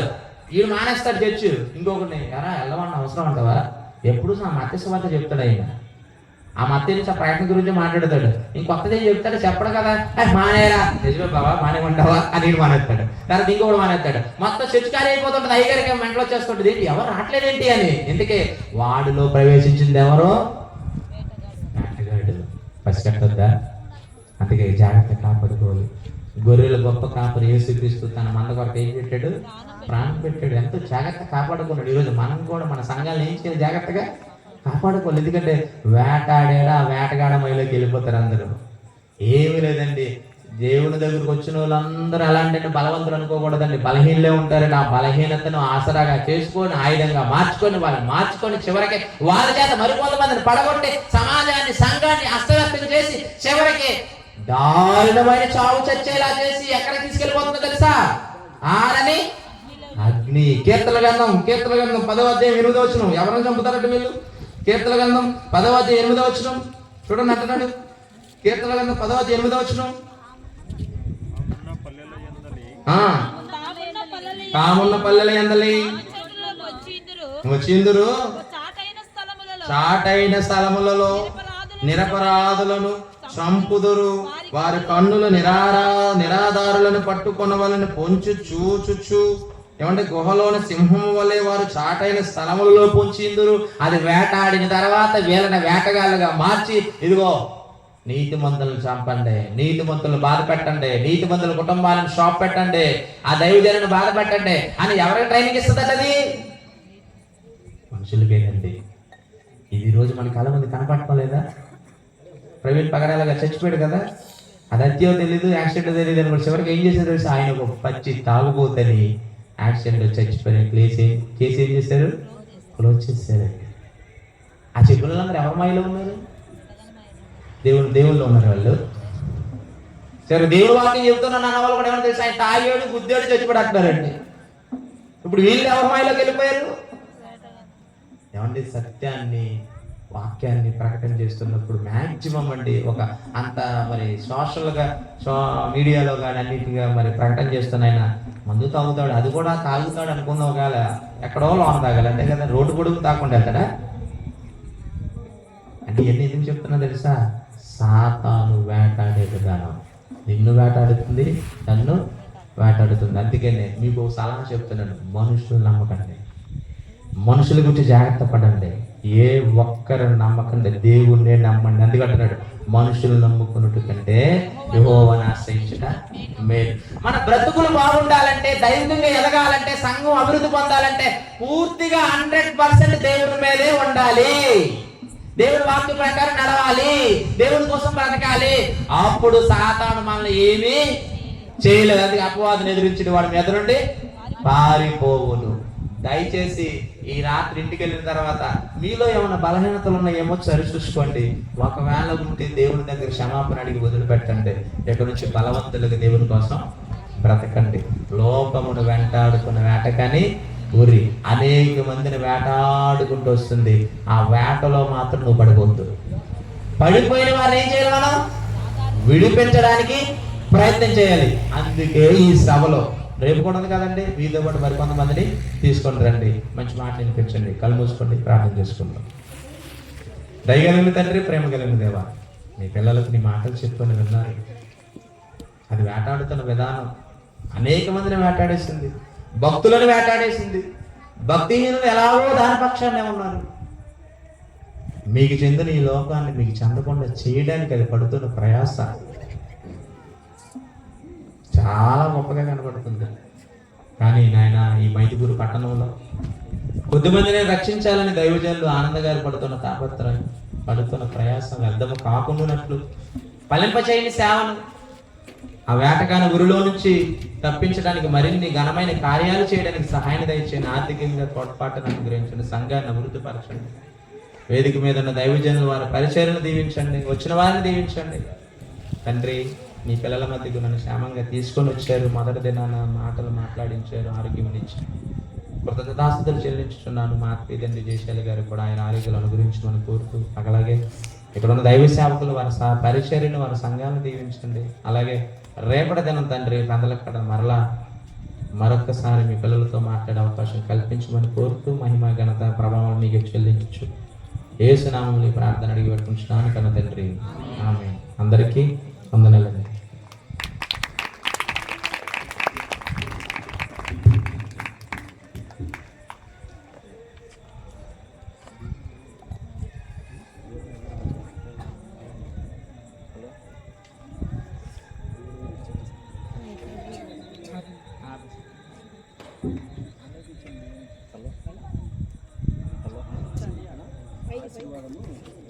బయట తీసుకెళ్ళి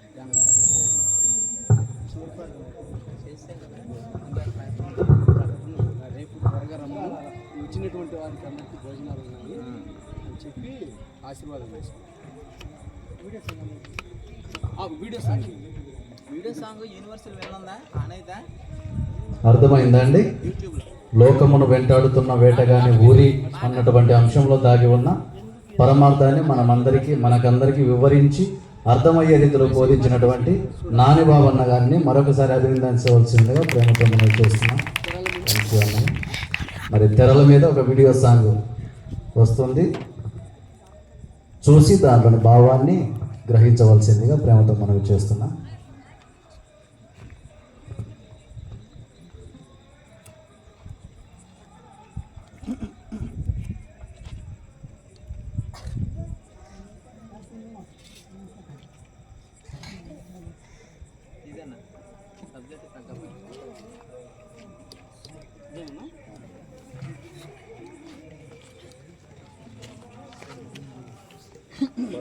చూసి మా సహోదరుడు అన్నగారు జాన్సన్ ద్వారా ఈ యొక్క పాట పూర్తిగా ఇష్టం మీ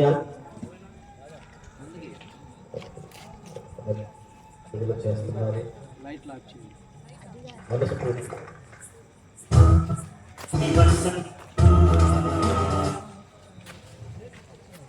తమ్ముడు నూతన